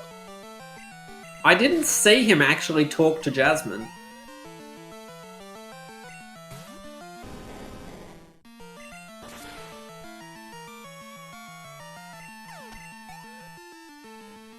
Of course, it doesn't matter because that's only a super rod. but still not a mistake you want to be making.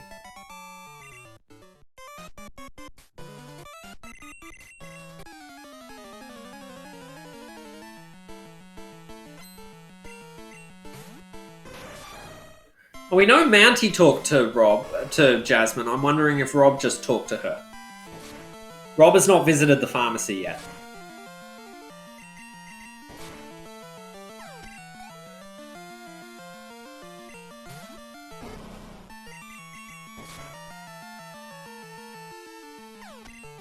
Rob did? Okay, excellent.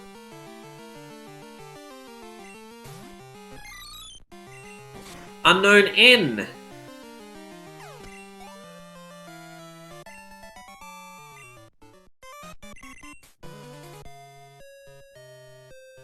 And Rocket Tower gives us an X attack.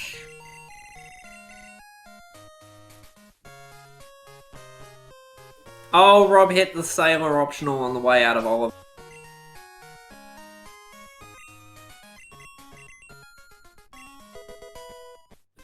It makes room to pick up a Max Elixir. Very useful item. Apparently he didn't already have one, so this is very useful.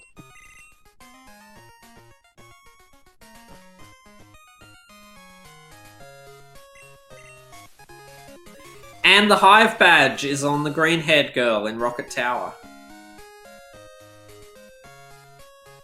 So Monty now has access to all of the cut-locked checks. And that's a lot of checks. Yep, he's now really just looking for that Rising badge for Waterfall, the Whirlpool, HM, and Plane badge. And yes, Mounty not fighting the False Director. False Director is an NPC who is a couple of rooms away in Rocket Tower, who has 6 Pokemon. Monty also hitting an optional here. One tile off, unfortunately. False Director does give you an item check, but he does have 6 Pokemon. And even though the Taurus could get through that fight very easily, it is still quite slow. So, it is slow. Mounty choosing not to do the fight, but if the False Director happens to have a badge, it could come back to bite him.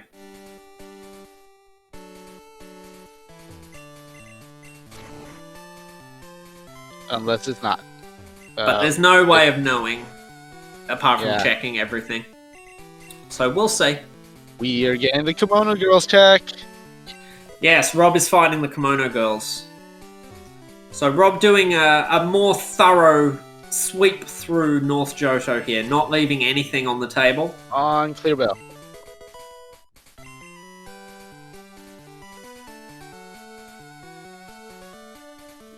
Mounty picking up 3 items behind the Lake of Rage, and one of them is the Mineral Badge.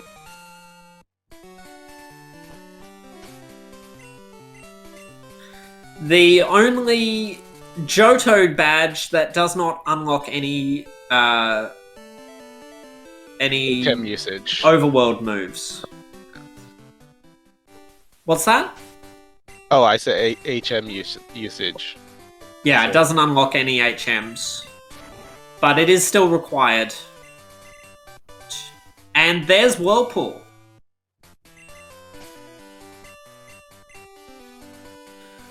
And Monty's going to be going to Whirl Islands now that he has access.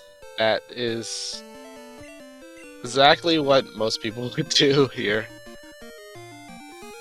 Yeah, Whirl Islands has quite a few checks in it. So a very good place to go. Whirlpool also gives him access to one other item near Tojo Falls. And it also will now allow him to complete Dragon's Den. Once he has strength, he will be able to go through to Claire's gym and do Dragon's Den if he wants.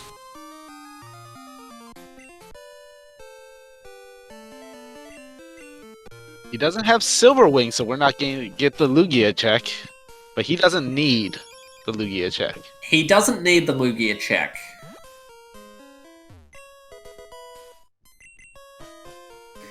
He can't get the Falls item yet until he has Waterfall. That's true. Waterfall, yeah.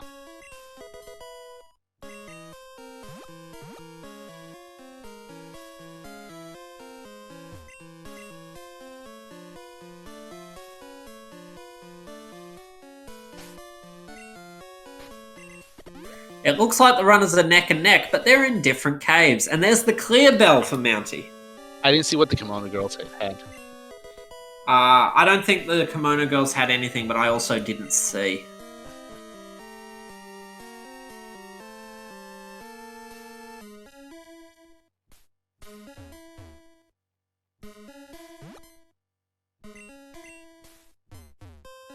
Kimonos was just a TM, okay. Best TM, right? Best TM.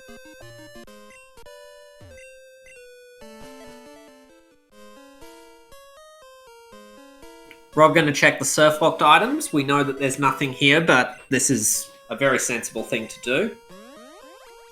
We get a blue card, which means absolutely nothing in this randomizer.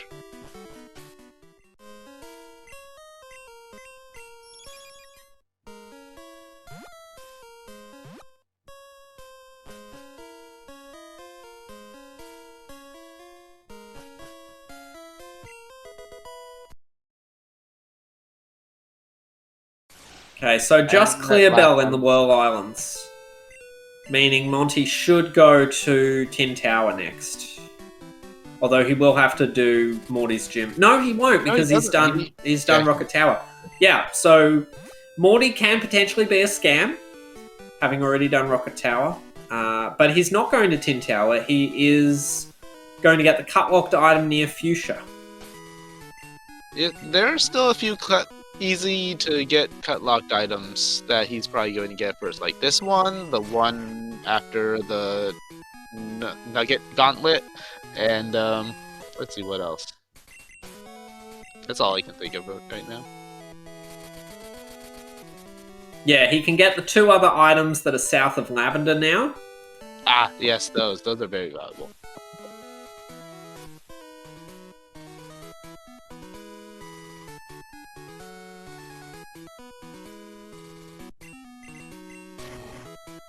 There's also a cut locked item at the top of Nugget Bridge that he could get to quickly.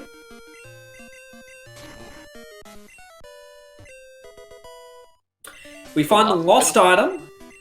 We'll see if he returns that immediately. Looks like he's going to. Rob has found the shiny Raticate. Sabrina is open for progression now. He might dip in there. I don't think he will, but he might. I would not do Sabrina if I had all of Tin Tower to check first. That's fair. And it looks like he's going to Tin Tower now.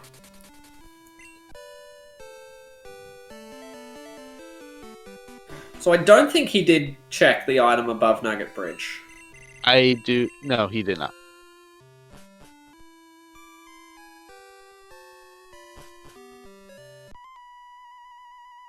Still, even if the item above Nugget Bridge is a progression item, you're still going to do Tin Tower.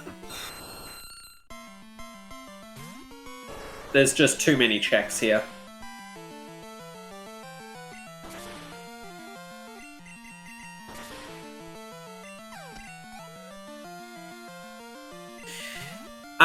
Mountie has already fought all the trainers on Nugget Bridge, so he can actually beeline to that one item and get it in 20 seconds.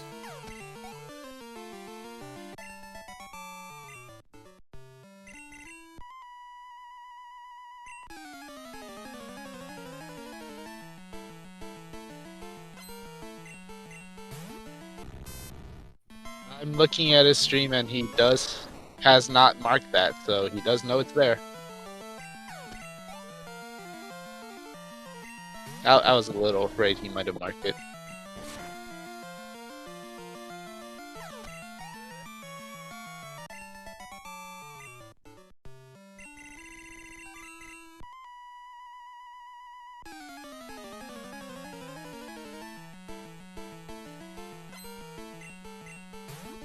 And Rob getting the Mahogany Underground underway.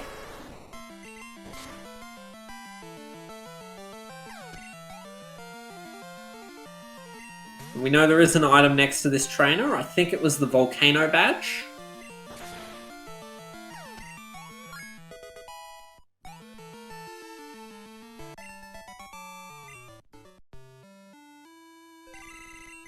And Mounty going to encounter the Suicune now.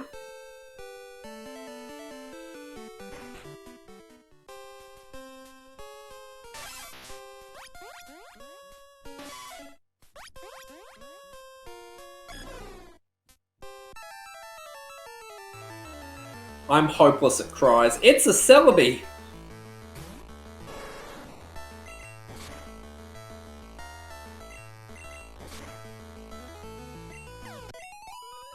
And yeah, Volcano Badge for Rob.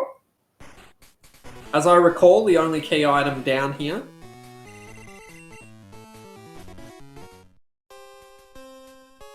Yes, I believe that's true.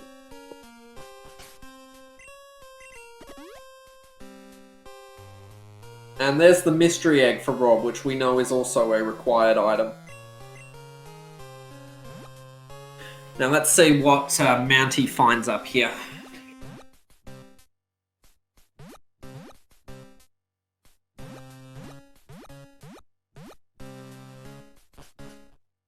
Tin Tower is one of my favourite areas to go through in the run.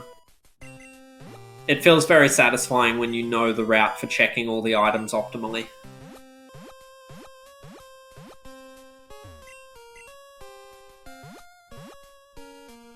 And it's good that there are no fights in here. We did get roamer checks, didn't we? Kabutops and Nidorina, that's... Unfortunately, the runners have gone past that point.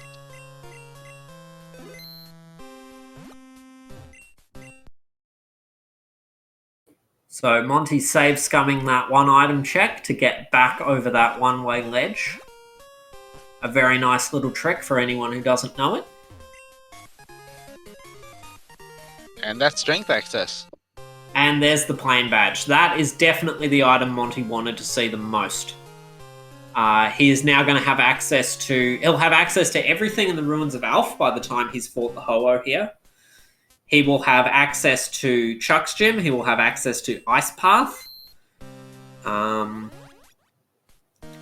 He will basically have access to everywhere except for the waterfall-locked areas and West Johto.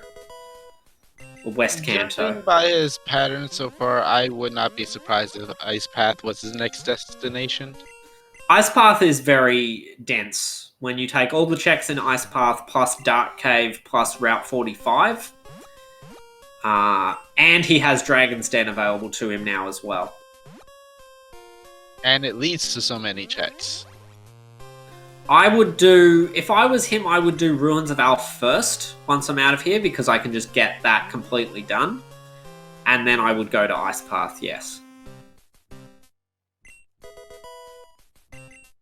I think he might avoid Mount Mortar, just praying for that Rising Badge somewhere else. Yes, he does have access to a few more checks in Mount Mortar with Strength, but if he has Waterfall, he will be able to do everything remaining in Mount Mortar. So he'll go to the other high-density areas and hope for Rising Badge first, and then go to Mount Mortar. The Rising Badge could be Strength-locked in Mount Mortar, though, so he may not have a choice. Oh, he's doing what you would do. Yes, he's fine to Azalea, which means he's going to go through Union Cave to get to the Ruins of Alph. He'll also check Slowpoke Well while he's here. There are 2 checks in Slowpoke Well that are Strength and Surf locked.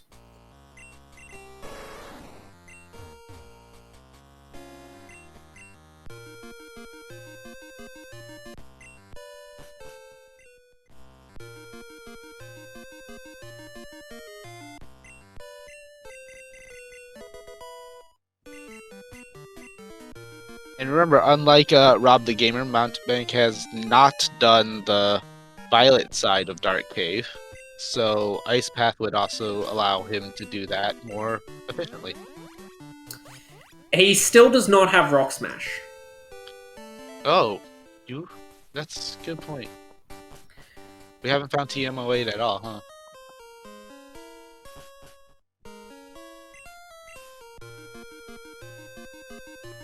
Yeah, and without Squirt Bottle, there's no guaranteed way to get TM08. And he has no way of knowing that it's on Wobbuffet.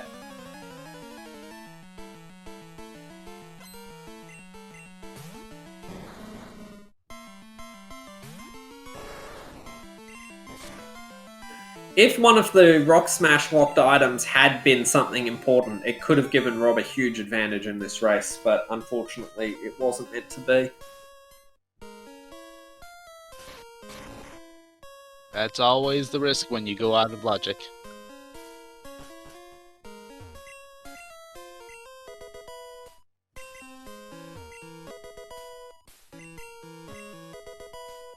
Oh. Well, Monty just found TMO8.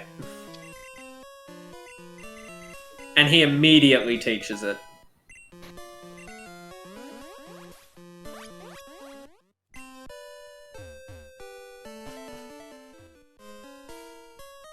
Is that the reverse commentator's jinx?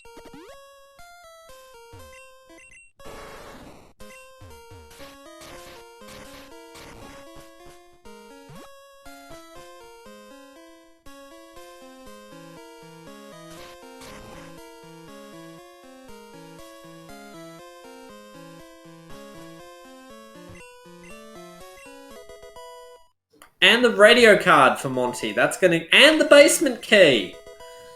Well, ladies and gentlemen, say it with me. Waterstone Chamber is absolutely stacked. Stacked.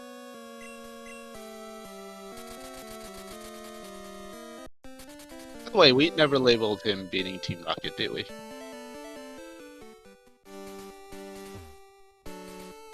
Oh wait, no, that's False Director. Is that False Director? No, that's just defeating Team Rocket. It doesn't really mean anything. But yeah, I've marked that now.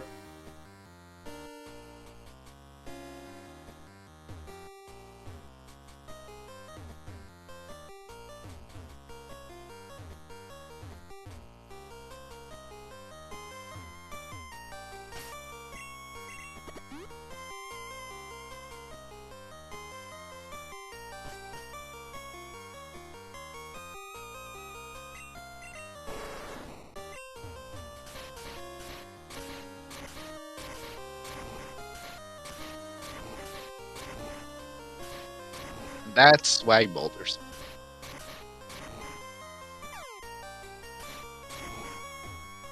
So Monty did already check the other item in this room when he was here earlier, so he's not skipping it.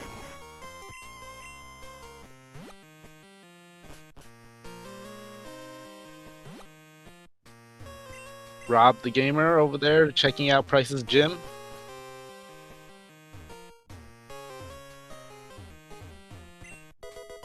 Unfortunately, this seed, the price was not right. And the red scale for Mountebank as well.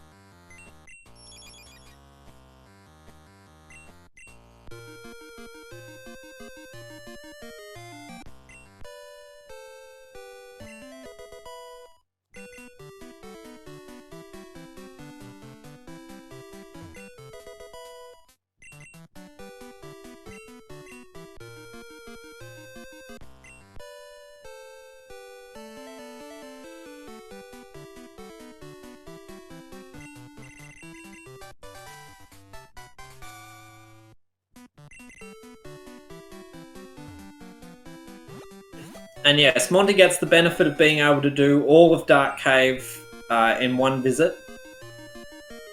Again, unfortunate for Rob that his play of backtracking here early using his Rock Smash Mon didn't pay off. It might have done. These are the gambles you have to make, but Monty will check all of these items. He'll then escape rope out of the cave before leaving it, and then head down Route 45 to check everything.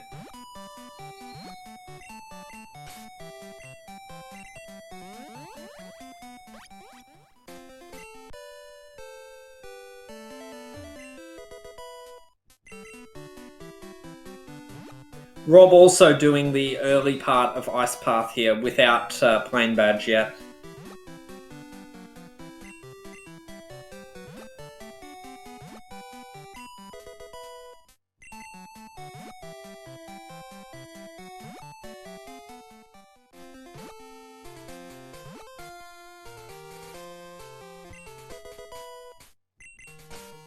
So let's see if Monty goes to Claire's gym next.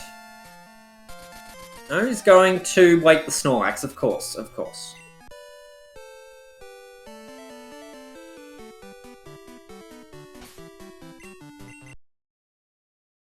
Now he'll have all of West Kanto and Victory Road to check, and then he can go all the way around and check the Whirlpool item as well. Yes, and the Snorlax is a Stoutler. Not a bad Pokemon, but his Tauros is already level 50. His Tauros is just strictly better.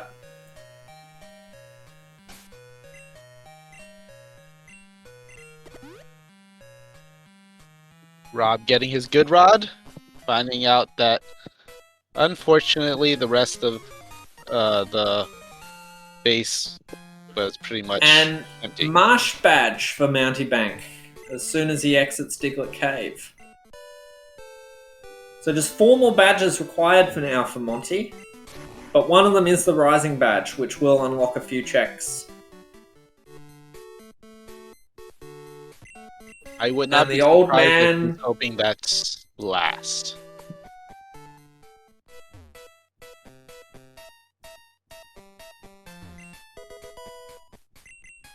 And the Hedge Maze.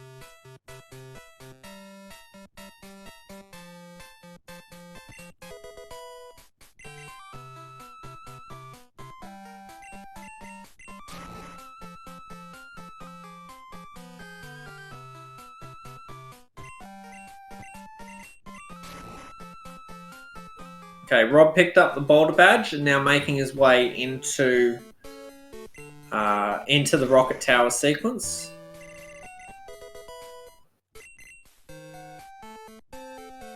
And Monty going to Victory Road.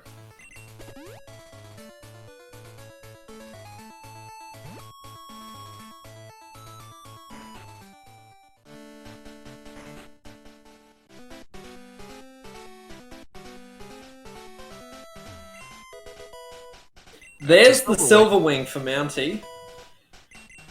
I don't expect him to go back for that, but he could. Oh, absolutely not. No. Not after that stat EXP that he has on that Tauros.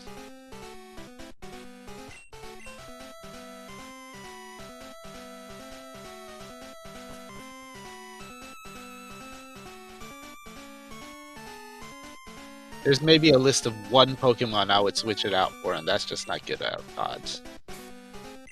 Yes, another option that Monty has in Victory Road is to fight the rival fight at the end of the cave. This gives him access to the mart in Victory Road that allows him to buy some really useful items. That mart is absolutely stacked. And also, he could just fight the Elite Four if he wanted to. That doesn't look like he's going to do that. He's going to go down to Route 26 and get the 2 items that are in this area. And after that, I'm predicting Claire's gym. Or basement. Actually, I'd predict basement first.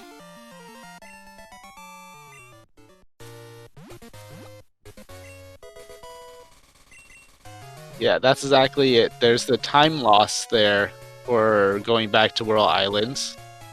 It's not necessarily that it can't be a better Pokemon. It's just how you gonna make up for that time loss. It will be interesting to see if Rob gets to the same position and chooses to backtrack. It'll be interesting to see if he takes the Stantler. That too.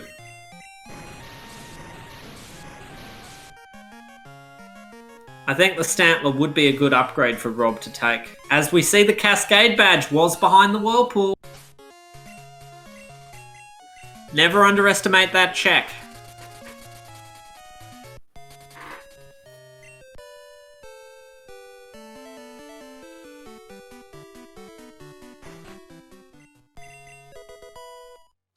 Oh yeah, plain badge allows you to talk to this girl and get a check as well. That's a nice max elixir. And he is going to be doing the basement. It's the place with the most checks left that isn't Claire. No, it's still the most checks left. Yeah, it's still the most checks left.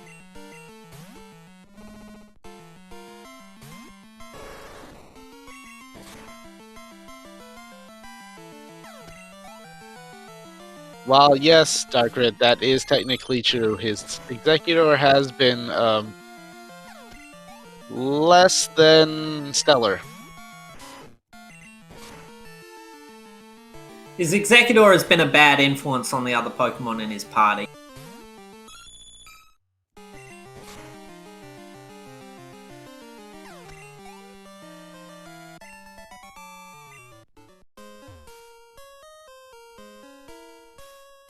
Yeah, I don't think he will either. I don't think he will want to switch. I'm just... yeah. So Mountie going to fight the rival here. Because he's already done the Rocket Tower sequence, there will be no other fights in the basement that he has to do. He just needs to defeat rival, and then he will be able to pick up a bunch of items. There is also a puzzle here that you have to solve to get access to both items in this room. But the solution is always the same.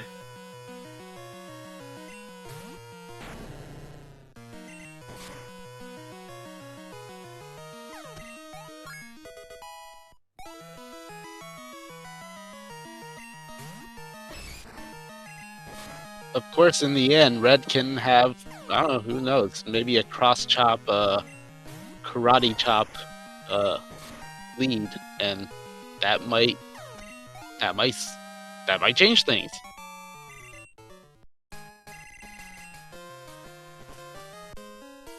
That's why I added karate chop.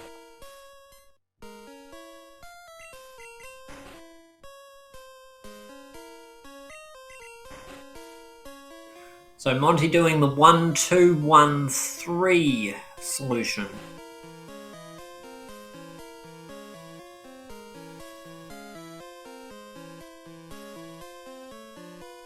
Passes the first item, probably going to check it on his way back. We see TM23. And a Max Elixir.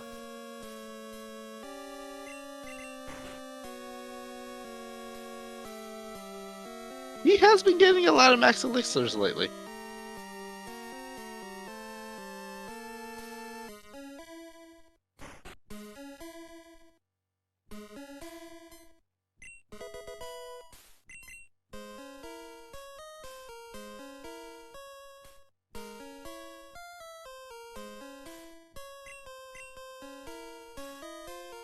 Now let's see if he remembers to check this item. Oh, good. It's an item finder. Let's see if Rob decides to go to False Director and see if that's anything. That is true. If the False Director has a badge, it could be a chance for Rob to catch up.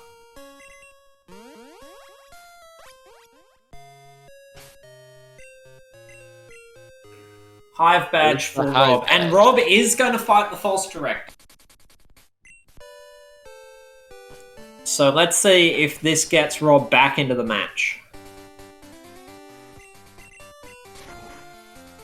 Monty going to hand in the red scale now.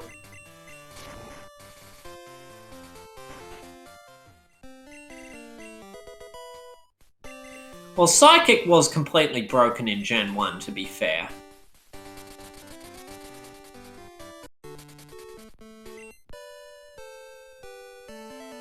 Okay, now Monty's going to get the cut-locked item, a Nugget Bridge.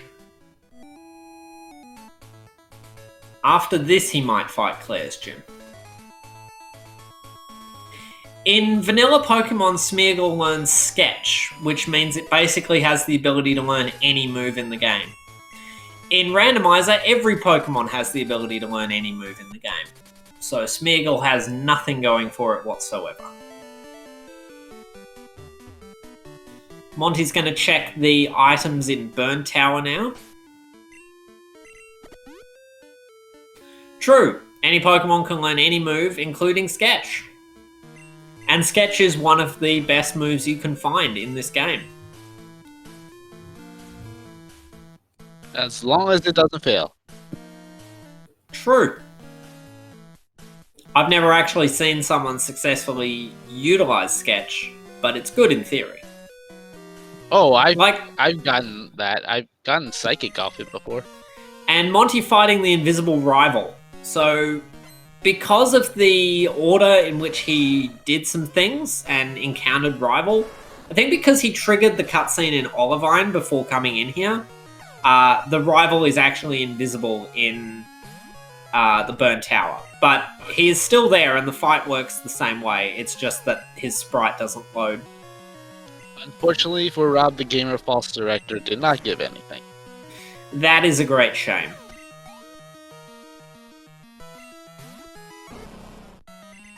But Rob does have the Hive badge now, so he is going to... Looks like he's going to do the cut checks in Lake of Rage.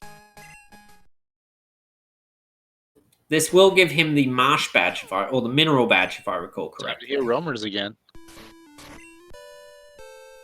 Oh wait, no. Right, they're not here anymore, are they? Oh, he doesn't even have to activate them. Nothing. Oh, he does in order to no, he does for Morty.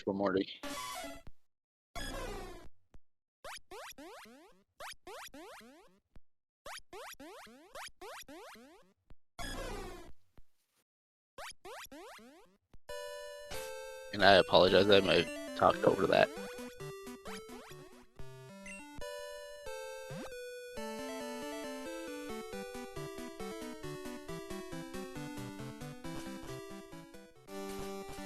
And I believe Rob is about to get his mineral badge.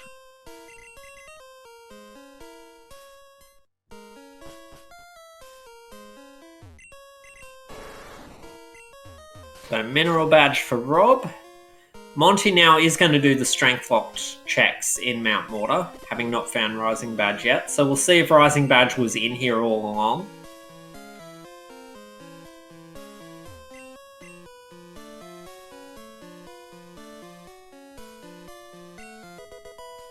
There's the squirt bottle.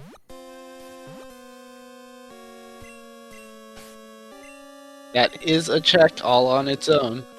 It is indeed, and it does make it a little easier to get around that area, although you have flies, it doesn't really matter. And if you accidentally teach over Rock Smash, this means you can buy another one. Of course, he has to make sure he actually takes whatever that NPC gives him if he wants to be able to buy another Rock Smash TM.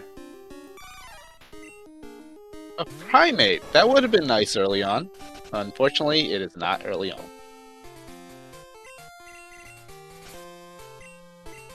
It's a nugget.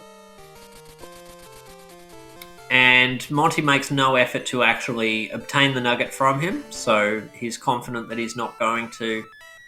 And he's now going to fight Kimono Girl. So he's doing this before Claire's gym.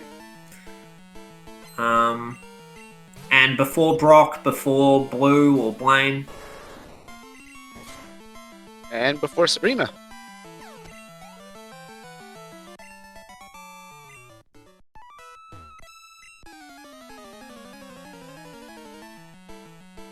This will be fast, considering Tauros. Yes, and before Sabrina as well. Tauros will get through this in no time at all.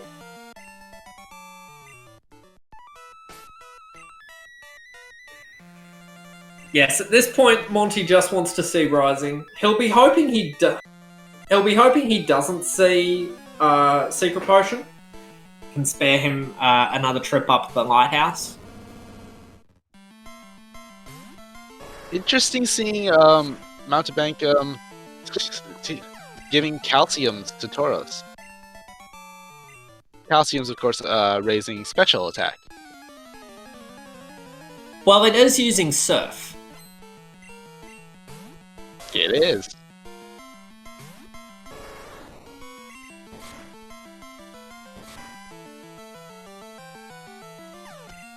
He's probably just trying to make space in his bag. Oh, yeah. And he doesn't need to sell things. There's nothing wrong with using those calciums. It's just that is a very interesting play. I don't think I would have done that because I don't think that way. And honestly, it's a good play. It's not like you're going to give them proteins anyway. So Rob finished the Misty fight. He's going to check the cut locked item Oh, he hits an optional. No, Rob. What are you doing there? Wow, Mountebank going after Morty before Claire. That's how little he wants to do the Claire check.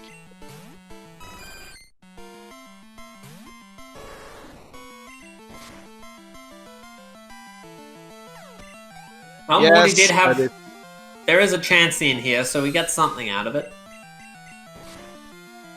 the joke is that Morty's a scam, but still. Rob has not done Morty either.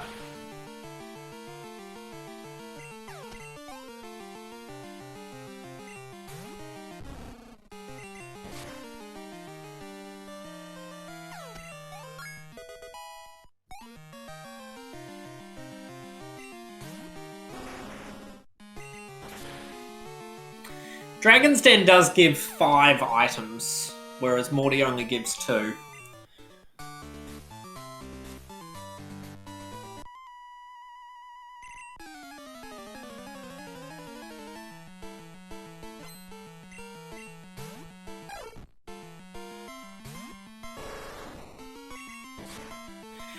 We'll point out that Rob has taken an extremely similar route through this whole run to Monty. He's unfortunately just been trailing behind in progression due to a couple of small decisions he made at the beginning of the run and then not having a Taurus.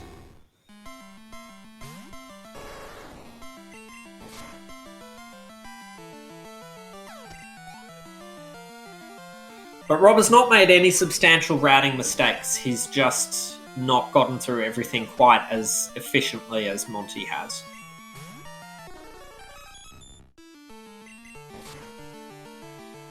And yes, that spinner near the cave there has 6 Pokemon. That was a very good dodge, actually. I usually have to pause. He just went.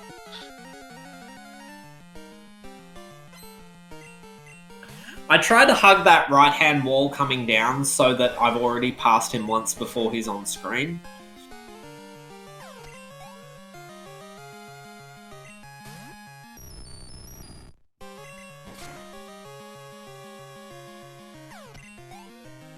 Yeah, I can see that. I've never tried that. I'm afraid of the swimmer, like, a few spaces north of him. Another Mewtwo in Morty's gym.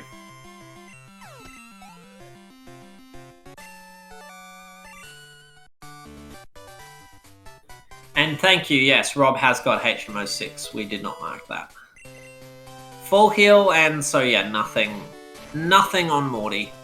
Morty is in fact a scam. Very much a scam this time. Rob finds the clear bell.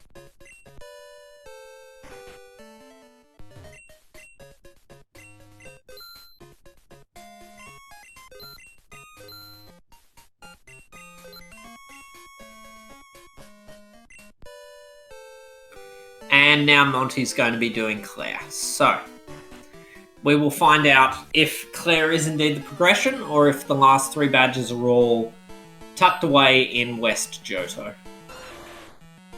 Kanto, rather.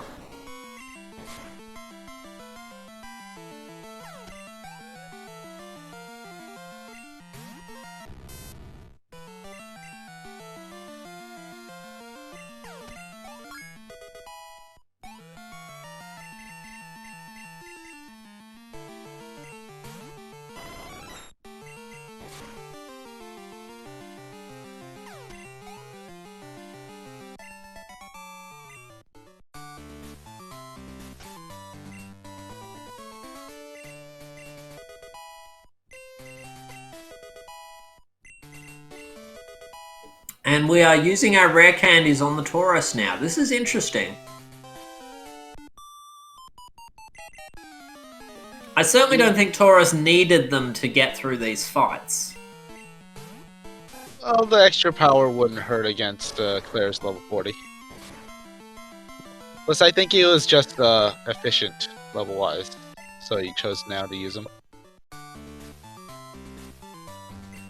I'm always someone who uses them right before the red fight.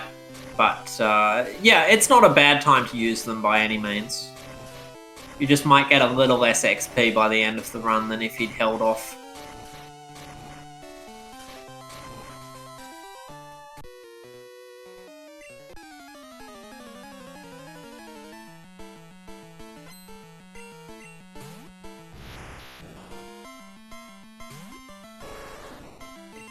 But I think all that he has left, apart from Dragon's Den, is gyms at this point. Route 4 is basically a gym. I agree with you on that one.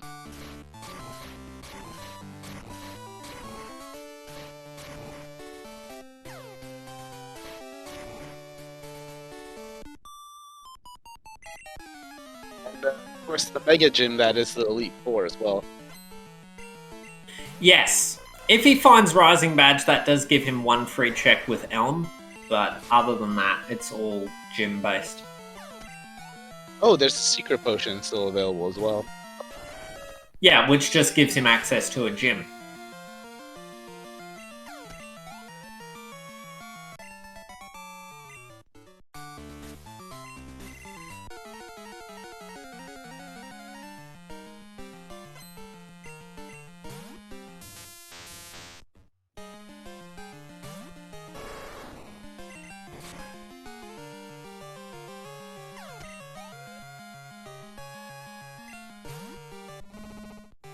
Oh, Rob's seeing a Mega Horn from this Gyarados.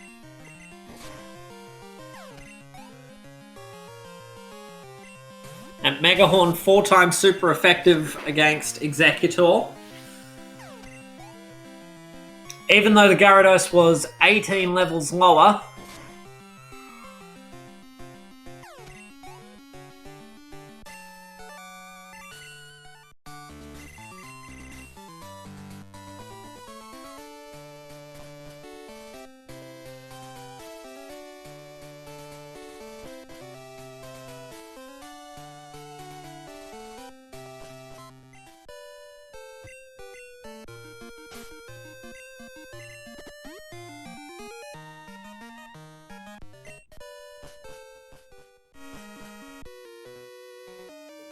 So one more fight here and then Monty can check 5 items? 4 items? 5 items in Dragon's Den. Yes, there's 5 items. If he's very lucky, Dragon's Den will be absolutely stacked and give him all 3 gym badges. Is there a rare candy? So, not bad. To make up for the rare candies he just wasted.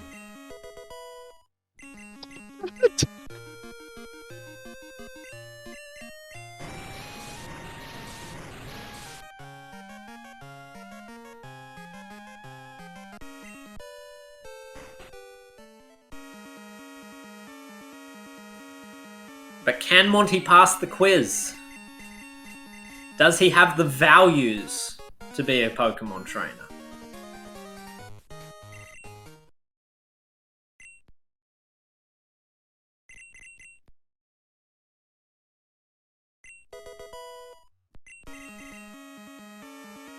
And an Ultra Ball. Very important Ultra Ball.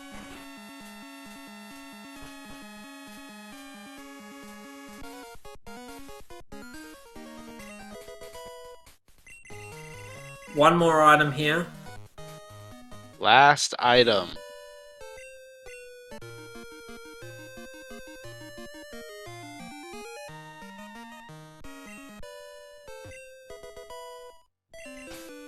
Okay, Claire was a sham. Claire was a sham. Rob gets the plain badge. Clearly not required. Did you just say clearly not required? Yes. Get out. No. Okay, we have Chuck's gym. I forgot all about this. Okay, there's 3 checks here. I mean, it's still a gym. It is still a gym, but it's a better gym than going to Plain or Blue because you get 3 checks out of it. Yeah, this I might have even done this before Dragon's Den, actually, if I'd had this on my tracker. But, yeah, this makes sense to do this next.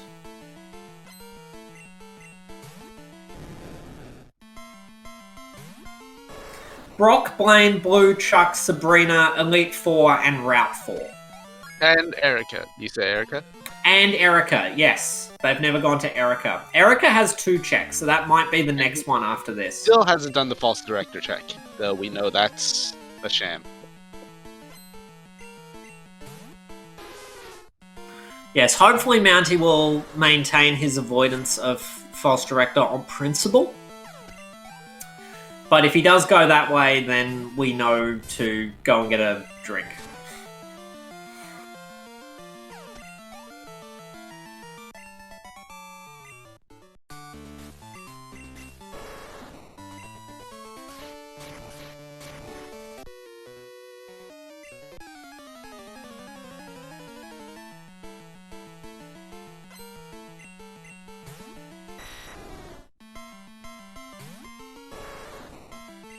Well, Rob's stream is frozen. Well, after this, he should be going to I think he'll be going to Ruins of Val. There are very important checks in the water chamber there.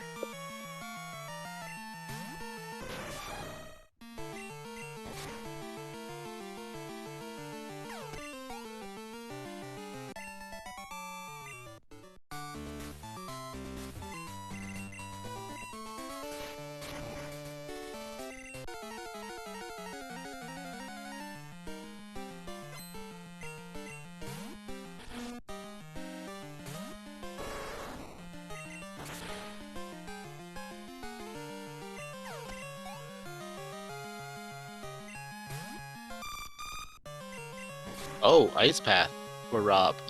Yep, Rob has Also gone a to very the good ice play. path. We see an Ultra Ball and nothing else from Chuck. And Chuck's wife gives the Rising Badge.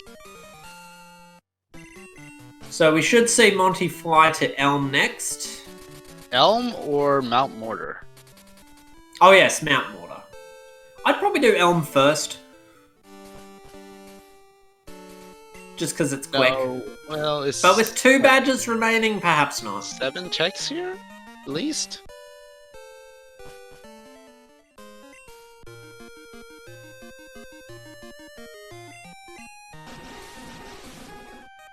If there was 1 check remaining, I would definitely do Elm before here. But with 2 checks remaining... Well, sorry, when I say 2 checks, I mean two items required that are needed.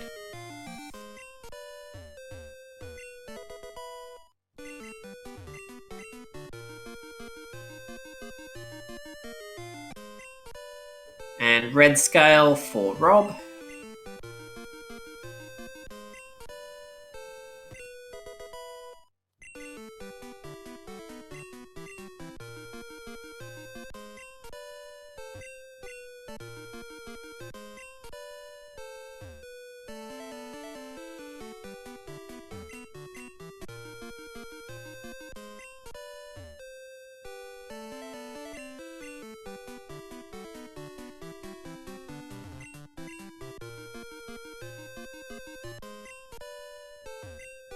Remember, Monty's already done the strength lock checks in here, so he only needs this... he doesn't need quite as many checks from Waterfall as he would otherwise get. And Rob's going through Dark Cave.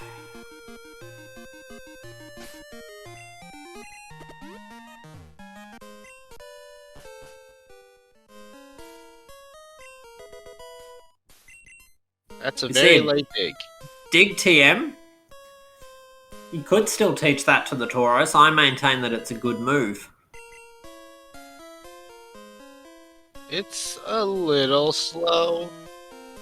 I'd only teach it if I don't have coverage on my Tauros.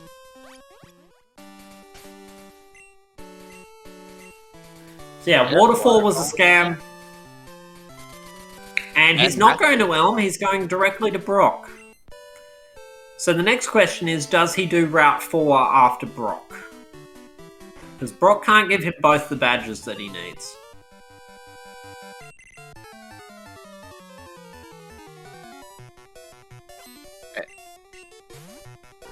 Erica can. I suppose in theory he could save Elm and do everything else, and if he still needs 2 badges, do Elite 4 and then do both Elm checks at once. I think Mountebank lingered on there for the Elm thing, but then he thought, I have 2 badges I need, and then went somewhere else.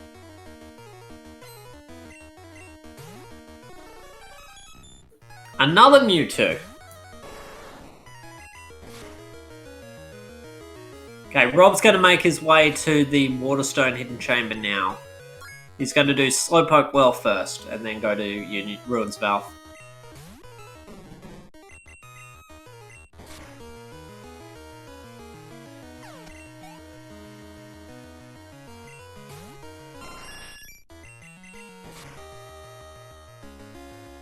Yes, Earthquake and Magnitude are the only moves that will hit you when you are using Dig. It's just that a 2-turn move is slower than a 1-turn move.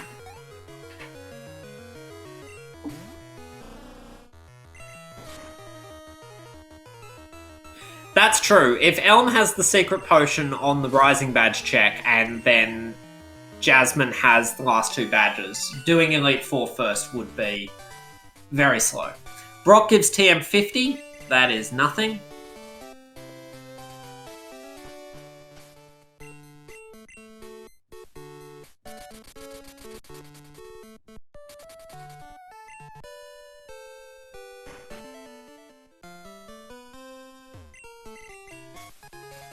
Hey look, there was a badge on the Elm check. Thunder badge. Congrats, you called it. Ish. I don't know if Swift hits an underground Pokemon in Gen 2 or not. It might do. I don't think so. I haven't tried it though. My recollection from Pokemon Stadium 2 is that you can use Lock-On to hit Pokemon that are in the air or underground.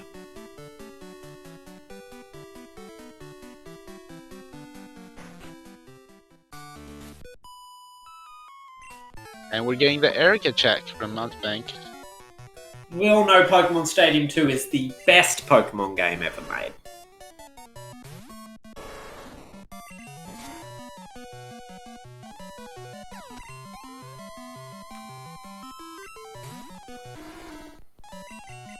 I'm sorry, what did you call Pokemon Crystal? What? I called Pokemon Stadium 2 the best Pokemon game ever made. As a person who's only played 1 Pokemon game, that's like 5 Pokemon games. Okay.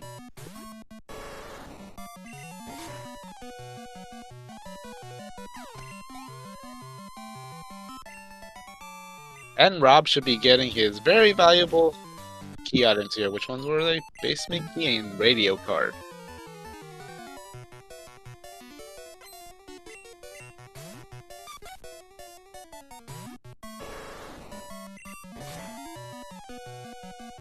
Pokemon Pinball is great. I also stand the TCG trading card game.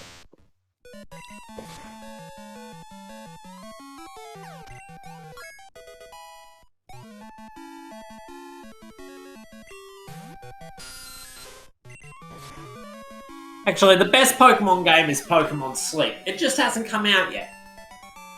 But I'm sure that when it does, it will be the best thing Game Freak has ever done.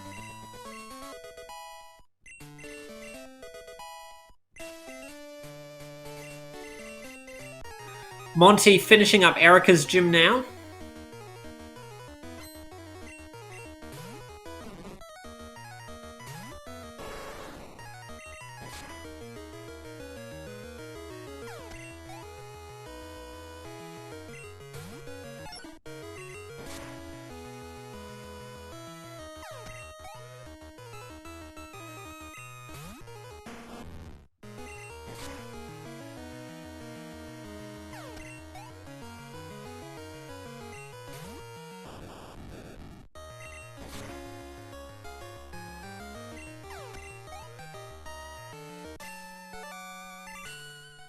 And Erica has the EXP share. Okay. Yeah, No vanilla rainbow badge. This is unfortunate. Looks like he's going to be moving on to Blaine and Blue.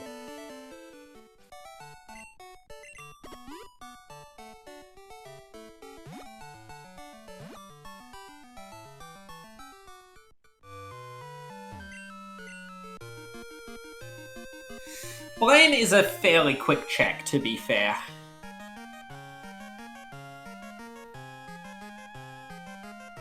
It is looking increasingly likely to be an E4 seed.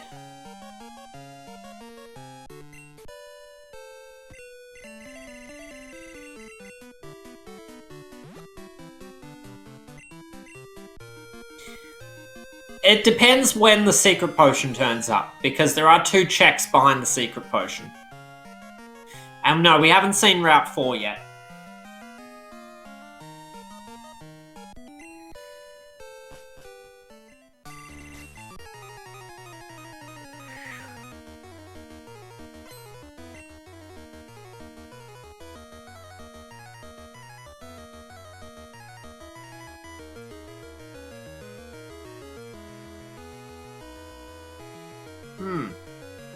Monty is just hovering on a text box right now. His stream hasn't frozen.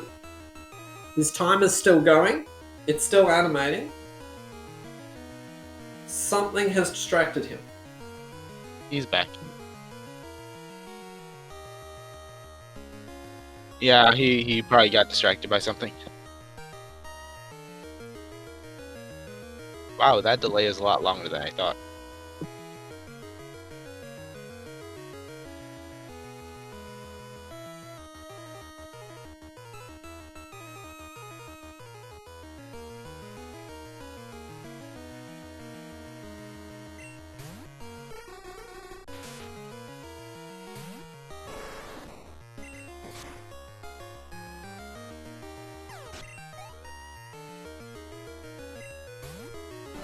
Okay, he's back. I think Rob might be about to grab a badge. Oh no, that was the item finder. Was there anything in basement? I don't recall. Blaine has nothing. There does not appear to be anything in basement.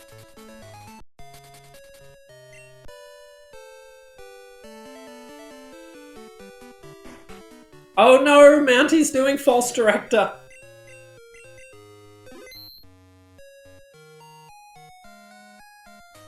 But he's saving on the ground floor so he can soft reset out if and when it's nothing. Alright, here's Rob's chance to catch up. Rob's going to go back and do the... Oh yes, that's right, we haven't seen Sabrina yet. He's going to go back and hand in the red the red scale.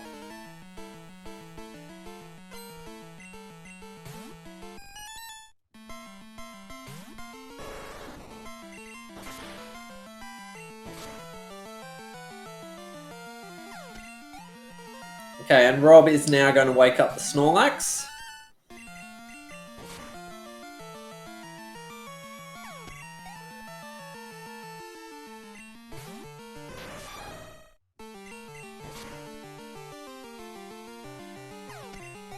It's only more EXP if Mountebank decides to walk back out. If he saved before coming in here, he's not going to keep that EXP.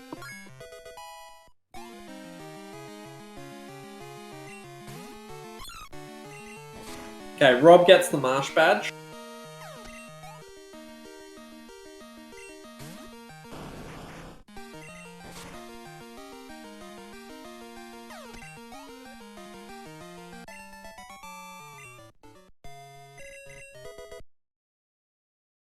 And he is resetting.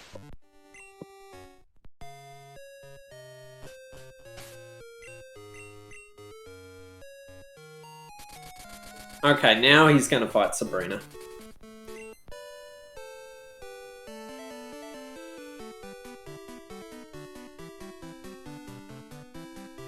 If this is the badge, I wonder if he'll feel like he's behind because this has been available for some time.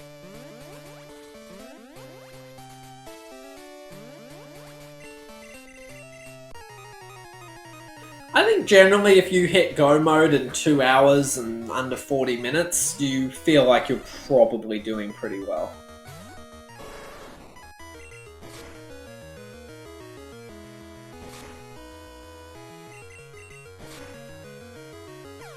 Where Mounty might be concerned is if this is an E4 seed, and he might wonder if Rob has decided to rush E4 early. Also a possibility.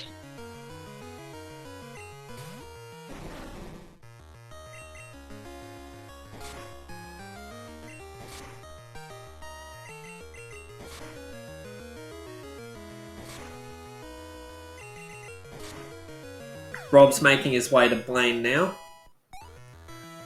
So not heading up to Victory Road. And Okay, Sabrina just gave a Carbos.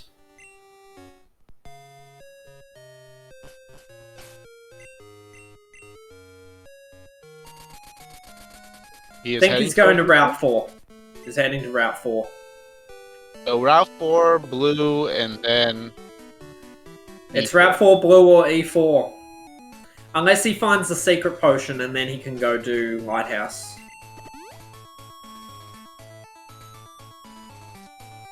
It might be secret potion behind E4, so...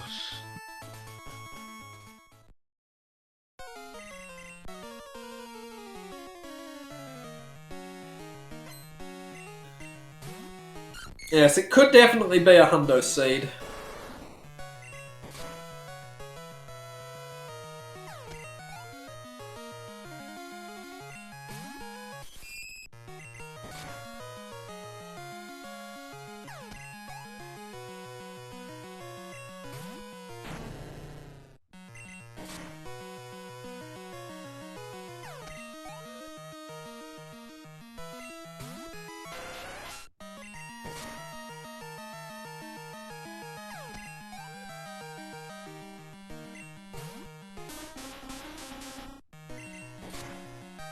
Fortunately for Rob, Slowbro's hidden power is not bug.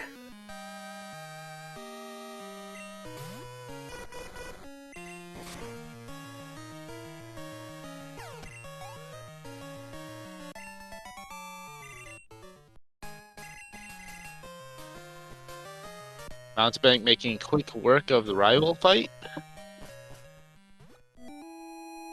Just one more trainer to check this item. Mountebank's Tauros has been excellent. Like I said, I think it has a high DV in attack. It definitely might. Rob's Executor is female as well, so it does not have a high DB in attack.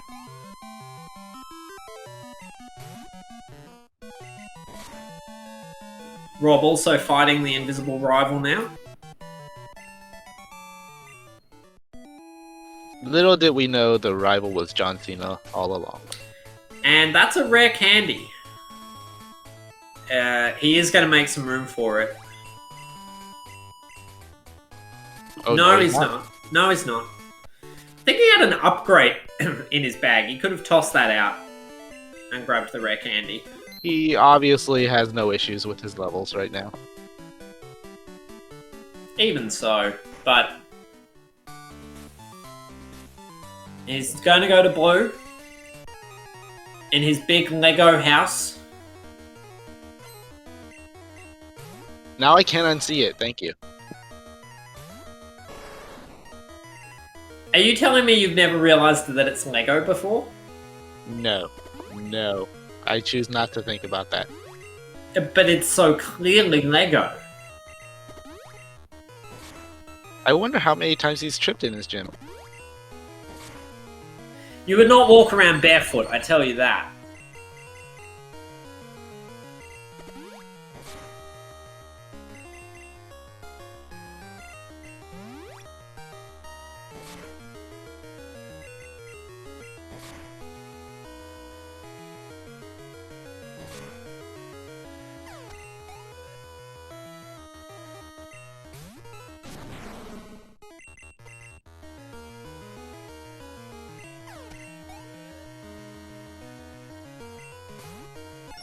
So for anyone who's unaware, there are 2 checks locked behind completing Elite Four. One is talking to Elm after beating Elite Four, and the other is the how you normally get the Rainbow Wing, talking to the Sage at the bottom of Tin Tower. If either of those items is the Rainbow Badge, or if it's the Secret Potion and the Rainbow Badge is on Jasmine's gym, then Elite Four will be required.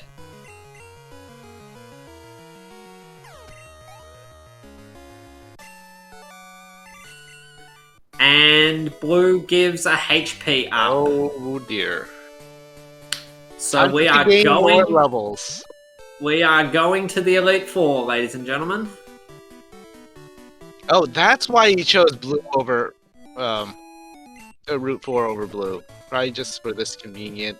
Oh yeah, he's already right next to it. That's a good point. That said, he didn't do Route 4 after fighting Brock. To be fair, Route 4 is Route 4. Yes, but at this point, Route 4 was no better or worse than anything else he had remaining. So we will fight Rival here.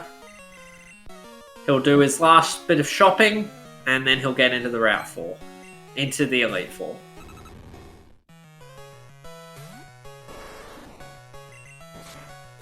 Once again, a ROM connected to me has required Elite Four. Right. Forsaken.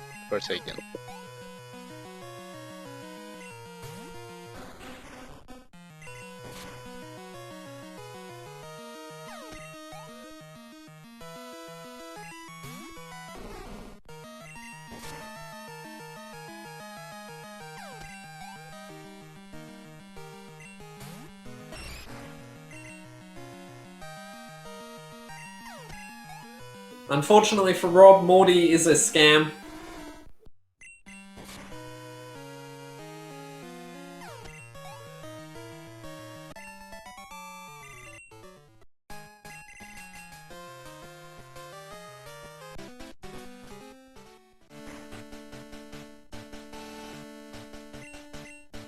Okay, so meme alert. There's a slight chance this Taurus is going to get to level 69. Just slight chance.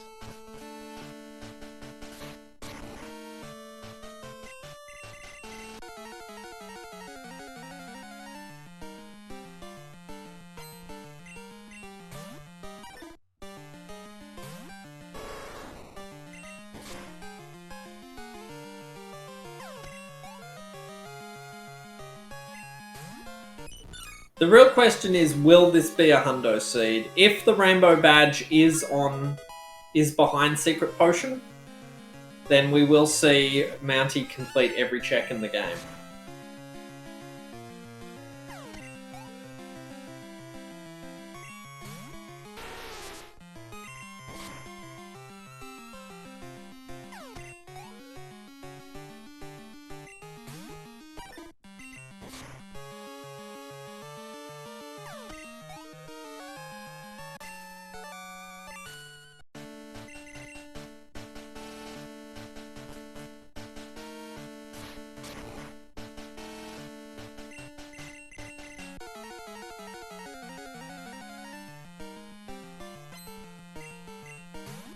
And Rob has found the squirt bottle.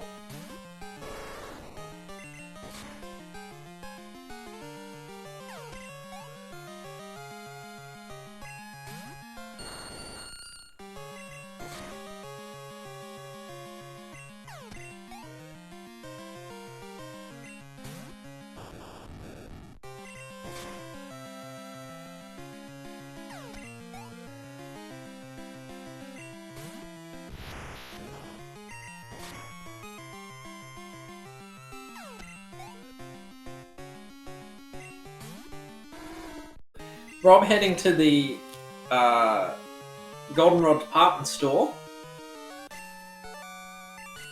Looks like he's gonna buy some X items.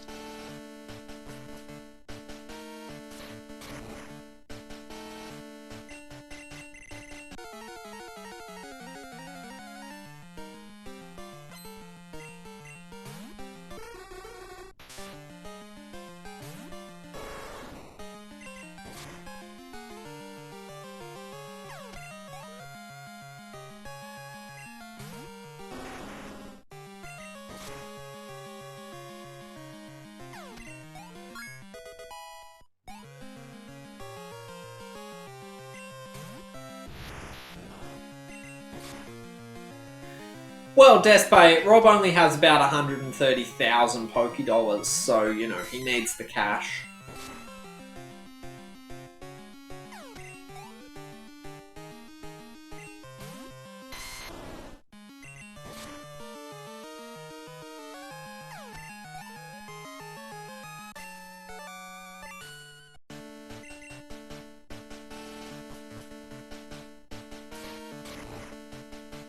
Yes, not very stacked in the wallet.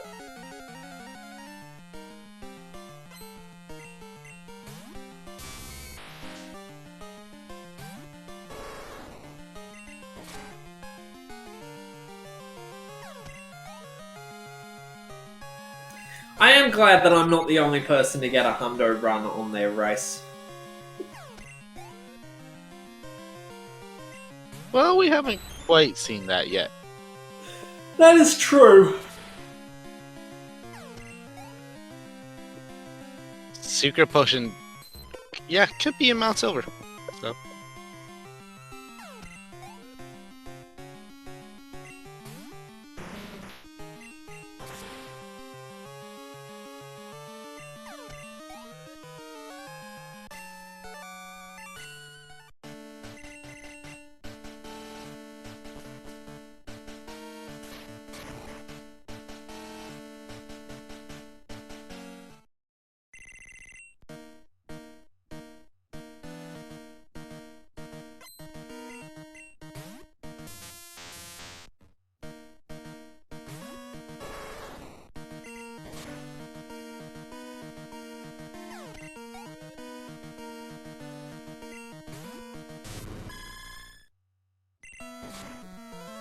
It would still be a bit of a stretch for Mountebank to get 100% run in under 3 hours.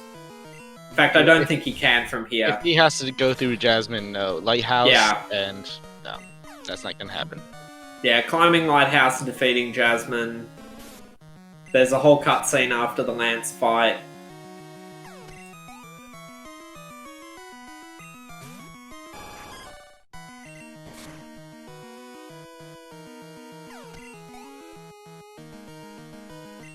But he could get an excellent time for a hundo run.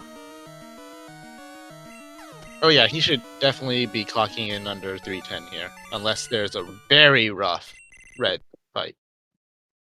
Yeah, his Taurus has done extremely well, and his play has been extremely clean. He did hit 1 or 2 optionals, but his movement and his menuing and everything have been extremely good. Which is to be expected from someone who's played the game for as long as he has.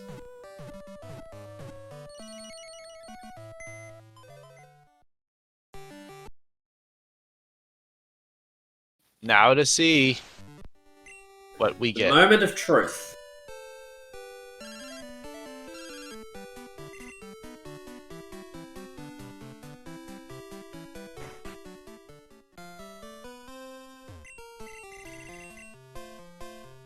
Not Elm. Literally nothing on Elm. Okay. So now it's just a matter, is the Rainbow Wing the secret potion or the Rainbow Badge? Rainbow Badge on Rainbow Wing. It was in front of us the whole time?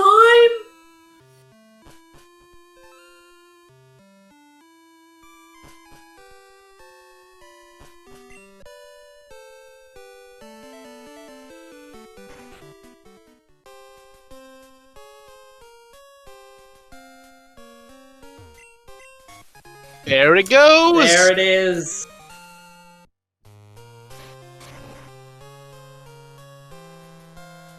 And we're in go mode for Mountebank, so no need to climb the lighthouse a second time. And we could get a sub 3 hour time here with practically 100% completion. Which just goes to show how strong Mountebank is. We knew Elite 4 was required RNG. There was no question at that point. After Blue didn't give him anything, we knew that E4 was required. It was just a matter of whether it would directly give him the last badge or just the secret potion, which would then give you the last badge.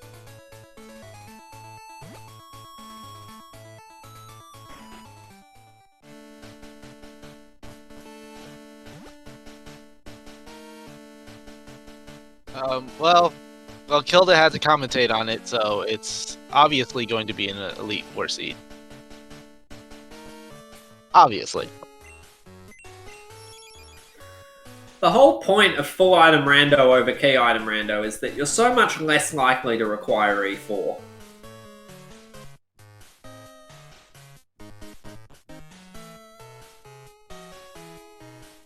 That's true. Actually, Ayla, it just means the secret potion could be in Mount Silver. That means Red is holding it hostage.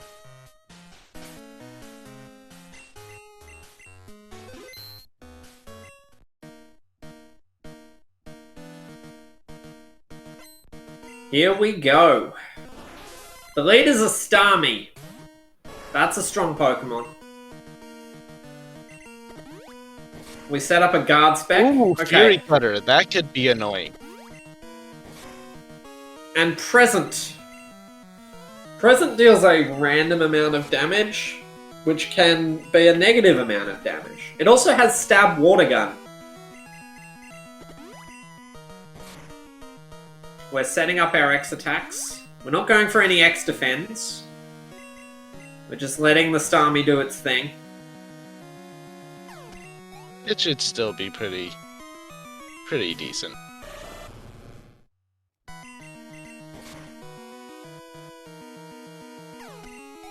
Oh yeah, Fury Cutter is going to make Rob's life more difficult, that's for sure. Oh, yes. That's going to be very unfortunate. Extreme Speed Gengar. Rob is heading back to Mount Mortar. Did he miss something in here? I think he might have gotten the Rising Badge and we didn't notice.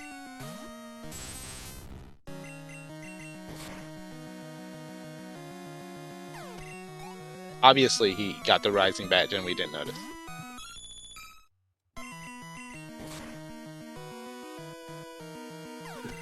And Mountebank should be able to just sweep through the rest of the team at this point. And he has done that, and it is all over. And that is going to be time for Mountebank. GG Mountebank.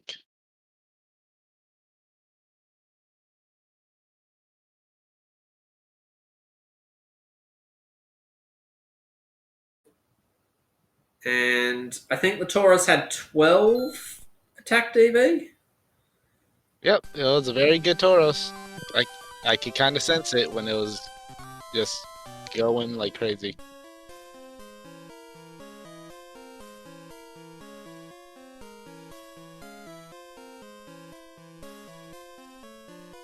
Hello, GG Mountebank. Hello, GG indeed. That was Hello, GG, congrats. that was the worst run I've ever played. Well, you still finished it in under 3 hours.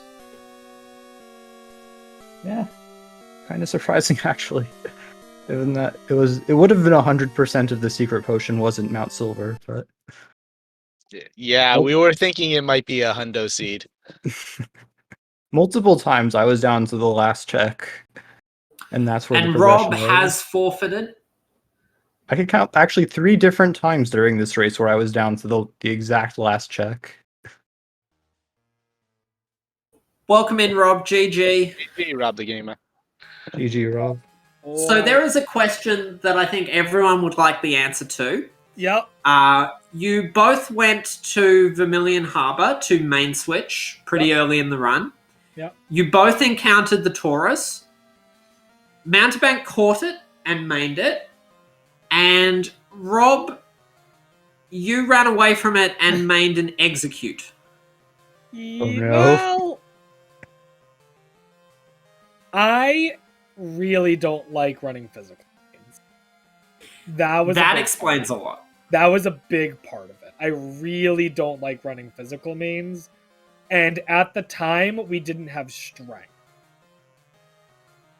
So I think it was a combination of those two things. You I didn't did have have strength Plane at the Badge, time. but I believe you did have strength. Then I don't know. I just was trying to get a high level execute or the executor to show up again, and it just wasn't even. Was Executor also in one of the Yeah, slots? executor Yeah. was the 10%. It was Pineco, Execute, and Executor. Yeah, and I wasn't gonna run the Pineco because no. Well, yeah. No one would do that. No.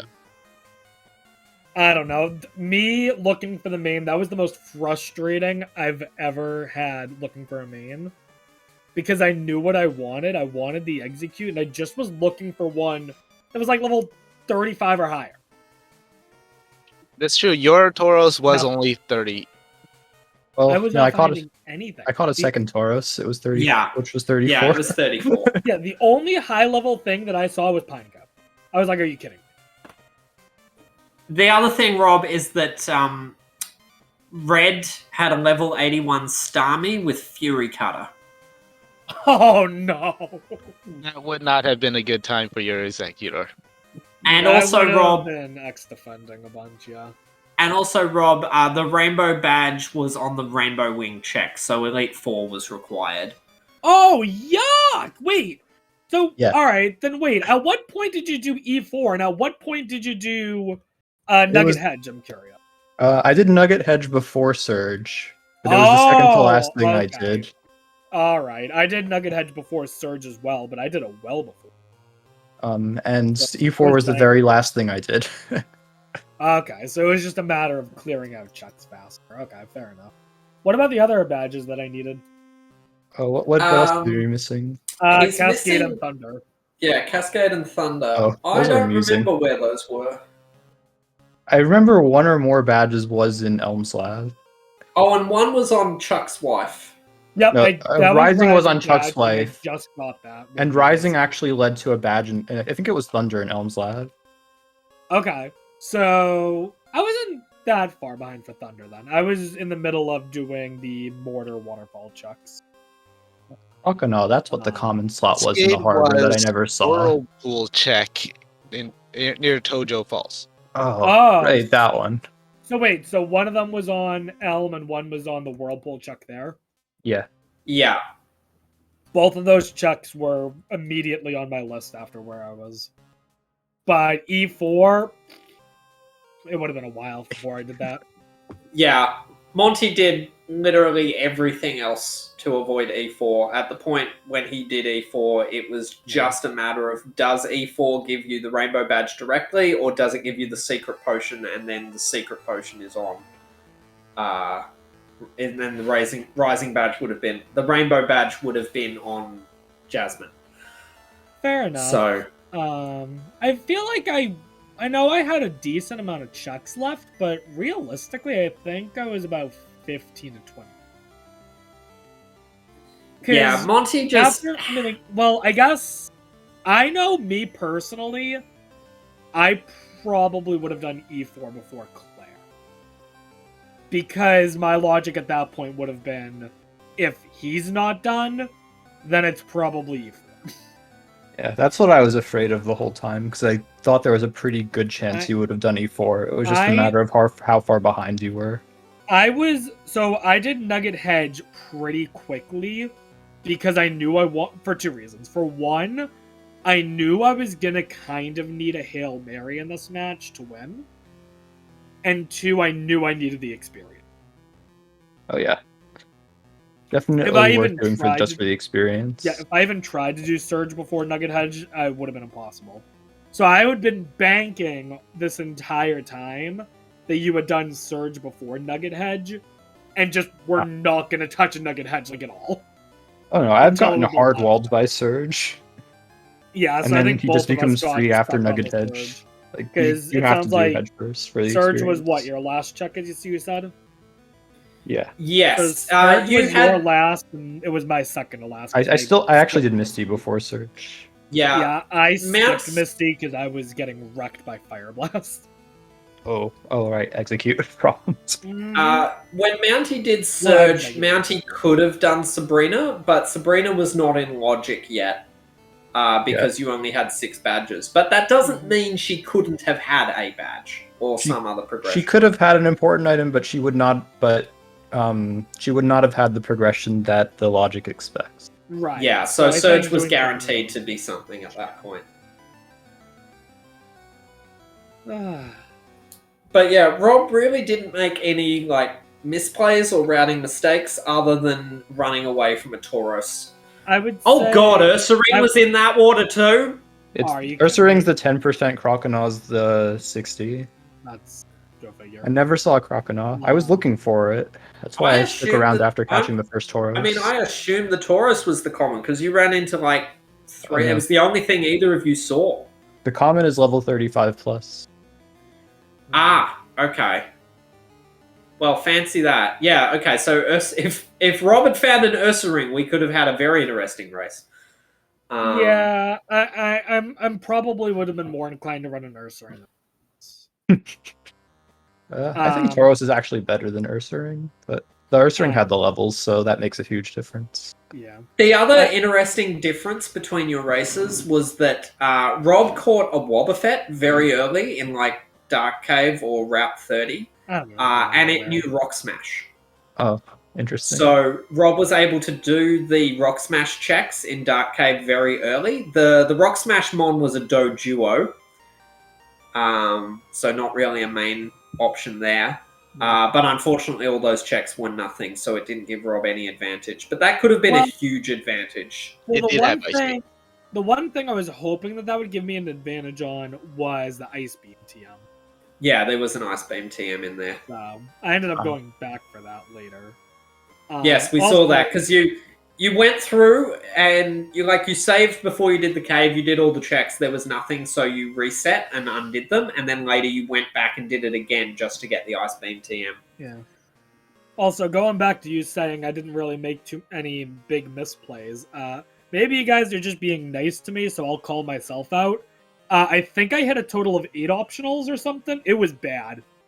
You did hit a couple, it was bad. I honestly, that would have been a lot closer race if I just couldn't stop hitting optionals. Yes, that's not so much a tactical misplay though, as just execution, which happens to all of us. What did you run before doing the switch? Oh, I stuck to Haunter. Oh, interesting. I could not find anything. You did find Feraligatr. I did find the Feraligatr, but I was running out of balls and everything was breaking out. And it was only level 2, and I was like, I really don't want to start at a level 2. I forget what you were running, Mountebank. I picked up a level 5 Politoed on 31, and it came with just right. all the special 5 PP moves. Oh, did it? Yeah. So I saw the Politoed, but I was like, that's probably not a good main. I'm just going to run. Oh, it had Hydro Pump, Zap Cannon, and Fire Blast. Yeah, I gave it Psybeam and Mega Horn, and then later on it got Waterfall and Surf. Yeah. Basically, almost any water type is runnable in this just because of how powerful Surf is. Actually, you know what? I want to know. I'm going to unpause. Magikarp main win. I tried it. It died. It was a Roamer Magikarp, and it died to the first fight in Morty's gym. Dude, this Executor had perfect special DV. Oh god. What was its defense? 10. What was its speed? 5. Oh no. Yeah, Executor just not that great a Pokemon. Even with Stab Psybeam, that didn't work. It has a lot of weaknesses. A few things. It was living. It just wasn't one hit KOing. Oh. And you saw a little too many fire moves. There's that Fire Blast, Fire Wheel, Umbreon. There was a Gyarados with a Mega Horn. Oh yeah, there was a Lugia. There was a Lugia you had to fight that had Flamethrower, and you couldn't one-shot it with Ice Beam. Fire and Mega Horn that came up, it was depressing. I remember seeing all those now, but I guess they're a lot different for you than they were for me. Yeah. Yeah, Tauros doesn't care. Fair enough. Yeah, not having any weaknesses is so nice when you're trying to do fights above your level. Well, isn't Tauros weak to fighting still? I mean, well, yeah, but you can X-defend that. I guess. So you did... I did notice you, Mountebank, that you taught over high jump kick for headbutt. What was the impetus for that? More PP, more 100 accuracy moves. I never use high jump kick when I'm overleveled. When I'm about to do a ton of fights where I'm overleveled.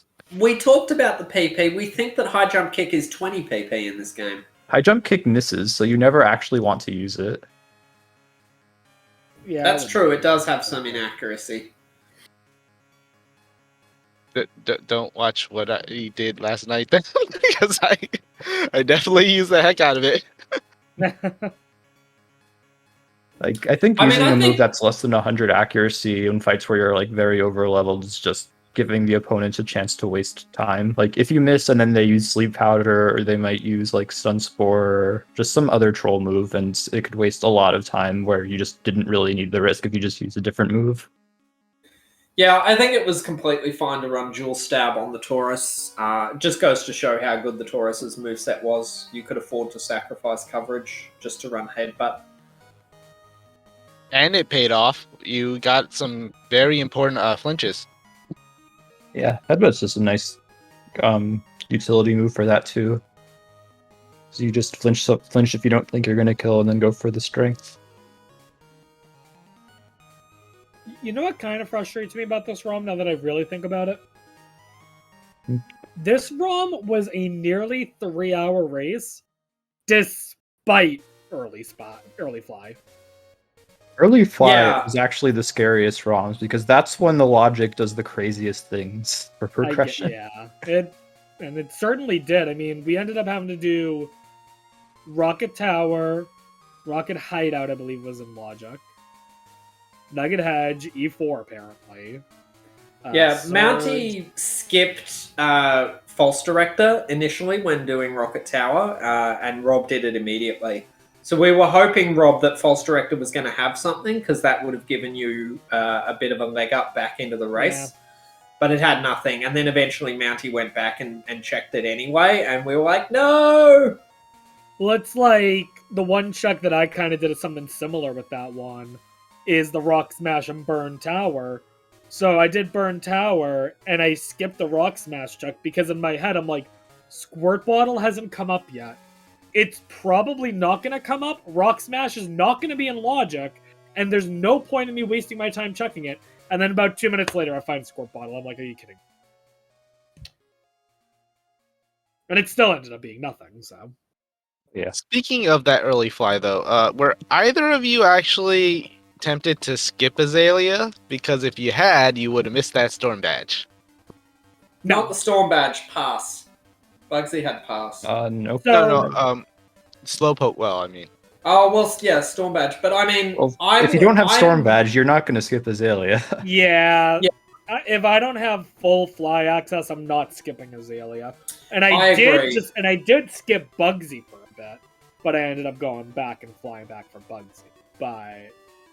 Which probably meant I got pass and Kanto access later than Mountebank. But, yeah, I think that did set Rob back a little bit. You also did that backtrack for the Rock Smash checks early, which Mounty didn't waste time doing. Right. But you were pretty close until you both main switched to the Taurus and the Executor, and at that point, Mounty just had the wind on his back and just kind of took off. I'm not surprised at all. I've always said, I've done commentary now for a number of matches, and every time I say, the one thing that I still am really bad at when it comes to anything Crystal Rando, whether it's bingo, whether it's this, whatever it is, it's knowing what makes a good main a good main. Whether it's being able to know the stats of a Pokemon, being able to know if it's more physical or more special, or what. And I think that really showed where you guys were like, why did you not take the Tauros? And in my mind, I'm like, Tauros, Executor, they're both Pokemon. I don't know which one's really better. Well, now you do. I guess. I mean, think of it this way. A ROM I did a couple days ago, I was running Eradicate for a while, and then I tried main swapping to the Snorlax, which was a Shuckle. And about 5 minutes later, I realized there was an issue. So I looked up Shuckle's stats. We did not run the Shuckle anymore. That's That's on the list of unrunnable Pokemon, unfortunately. I imagine that's a pretty well, yeah. I was gonna say that's probably a pretty small list, but I can think of a number of things that I would never run. Yeah, when I started out, I had the same problem, so I would like constantly look up base stats in Bulbapedia, and then eventually I just so there's a link in the Cinco Bingo Discord for the cat trait calculator, and you can look up the Pokemon's base stats there now. You just put in the name, and it'll show you the stats, and you can use that to help make your decisions. So actually, I was looking up the stats while going for a main. So like, I typed in Executor stats. I was like, oh, 95 attack, 125 special attack. That sounds good. The base speed really lets Executor down.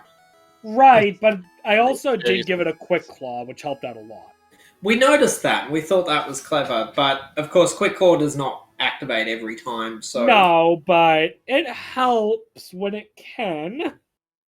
It also definitely confused me several times in what the actual turn order is. But you know, I'm still glad I put the Quick Claw on. I mean, it was either that or go get the leftovers. So. But I personally don't like getting the leftovers. So. Well, Mountie ran the leftovers, so I'm a big fan of leftovers. I just think that it's so much passive healing. You don't have to do anything. I believe Mountie found leftovers in the hidden item spot? It's always there. Leftovers was in the spot it's always in. It's not randomized. Oh no, I might be thinking of another race. Yeah, there was another race, I think, earlier today where leftovers popped up somewhere. I'm sorry. Yeah, leftovers used to always be unrandomized, and then they eventually had a patch in the randomizer that actually randomized it. But then it turned out that people liked having access to the leftovers so much that they just changed it back, so it's now just not random. There's a special modifier for the tournament for that. Yeah. I'm used to more doing maximum full item rando stuff, where I just randomize everything. So I'm like, oh, that's a check. You know, bug catching's a check. Hidden items are a check. Pokegear calls are a check. Everything's a check. Why not? Go for it. Well, maybe that'll be the tournament next year. Maybe, and you know what? If I can manage to learn actual good mains on site, maybe I'll do better. The other way to learn good mains is just to watch other races and see what people are using and what they're not. And I mean, I do pick up on a lot of those. Like, I know I could probably name 10 Pokemon that it's like, oh, if I see them, oh, I'm definitely maining them. It's just none of them were showing up for me. So I did a ROM the other day where the game really wanted me to main Tauros because one of the 3 starters was a Tauros. The Tauros had Body Slam, and then Elm's Aid gave me the Plain Badge. I mean, that doesn't necessarily mean early strength. No, but it Plain Badge boosts the base power of normal moves. Wait, that's a thing? Yeah. Yeah. Then 2 special. Wait, are you... This is the first time I'm ever hearing of anything of a badge boost. Wait, what? All of the badges raise a type. I've never heard this once before. There's also... Yeah, in addition to the other badge boosts, like Faulkner's badge raises attack, and it also raises flying. Dark type just gets screwed over? Like... Yep. Dude, why does Pokemon hate Dark type? I swear that's like their least favorite type. Alright, well that's something new. So yeah, it was like giving me a Tauros with the Plain Badge before I even left New Bark Town. Yeah. So I was like, yeah, I'm probably maining this. And I did end up main switching to the Snorlax in that ROM, which was a Starmie, because I had a Psychic TM, so I knew that the Starmie would have Surf and Psychic. And it was about 15 levels higher than the Tauros, because I got there pretty early. But I was very annoyed, because the Tauros was doing excellently, and I didn't want to switch off of it. But then I saw the Starmie, and I was like, oh, I've got a Psychic TM, I have to swap to this. Yeah. And then I also got Strength in like the Escape Rope Hidden Chamber in that ROM. So I had Strength really early too. Yeah. Oh well, this ROM just decided to be mean. I know, right before we stopped, in my mind I was like, okay, do every check I can, except for leave out Claire, leave out E4, leave out Erica. And then if we still need stuff at that point, I'll make a call. By the way, I know. respect the early Kimono Girls play. What was that? I respect the early Kimono Girls play. Kimono Girls is always a good decision in my mind. Morty is a scam, and I'm ashamed that I did it. I did Kimono Girls and Morty early because I thought that you would do it, and I didn't want to miss out on anything you got. Nah, we did say I almost never do early Morty. The only reason I will ever do early Morty is if we get Rainbow Fairbell like immediately. We did see a race a couple of days ago where HMO4 was on Kimono Girls, and so one runner ended up with a massive lead just by doing it as soon as they got there, and the other person just held off on it as long as they could.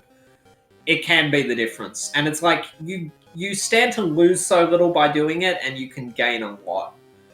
So, yeah, it's generally worth doing. Yeah, so I think I would have done Mortar, would have done the Rising Badge check, would have then done Blue, gone up Victory Road, done those checks, go back down for 26 and that stuff, then Brock, then Route 4, then the cut checks on 12, which I randomly skipped, then Sabrina, and then I don't know. Monty, we saw that you used all your rare candies in Claire's gym. Was there any particular reason for that? Because the Taurus certainly didn't need them to get through that gym at that point. I just gained a level, so it was a nice time to use it. Oh, okay, yeah, no, that's a good point. Yeah. We didn't think of that. We also saw that the Route 4 item was a rare candy and you didn't bother picking it up, even though you could have chucked an upgrade out of your bag to make room for it. One It's level not worth away the time from at nice. that point. Oh, yeah, I should have gotten it when I had the chance. Oh, I can still get it now. I can fix this.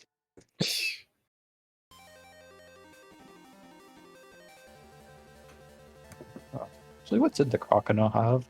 So if I saw this, I would have ran this over the Tauros. We also talked during the race. Monty, did you feel like you were ahead? Yes. I felt like I was probably like maybe 10, 20 minutes ahead just from having the good main. But that's like also why I was kind of worried, because I thought that my opponent would be like 20 minutes behind, and that meant that they would probably do crazy things like early E4. And I was like really worried all the way until I finished. I speculated that. And I think that was the issue that I had, is if I can tell you right now, if I did think I was 15 minutes behind, I probably would have done early E4. The issue for me was I didn't think I was behind. I thought I was kind of paced with you, and the reason was in my mind, I'm like, okay, they're going to be stuck with Nugget Hedge. They're not going to get expansion card for a while. And clearly that was wrong. But because I was thinking that, I was like, okay, I might be a couple minutes behind, but we can make this work. But, oh well, you know, it's hard to say. Yeah, this isn't... Full item races aren't like bingos, because you don't have a bingo board where you can sort of see a general idea of your opponent's progress. Like, you just have no idea, and you have to completely guess. That's like kind of something I don't like about this, because you don't really have much of an opportunity to like sort of make plays. That was something I found when I did my first race, was like, oh, I have no like audio or commentary or any kind at all. Like it actually felt very relaxing in a way. I was in a little isolation bubble, just able to completely focus on the game. Oh, it was the opposite with me. I swore a lot of times. I think I flipped my computer off a couple times. I was not happy. Most of that was me hitting optionals. So. If you ever saw me hit an optional and like not press a button for a second, that's probably because I was raging.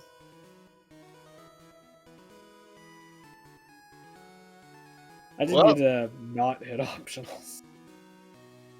Well, I think we can end that there. GG to Yeah, I you think both. we've wrapped it up. GG, good race.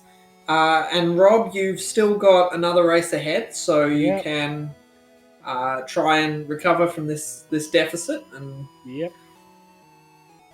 wish you both best of luck with your upcoming races. I don't know if you've scheduled them in yet or not. Not officially, but unofficially. And everybody watching, thank you for watching.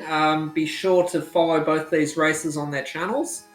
Just want to bring up tomorrow we have a very full day of Item Randomizer. We have 5 matches tomorrow according to Eastern times. At 10 a.m. we have Tomcat versus Machu Midori.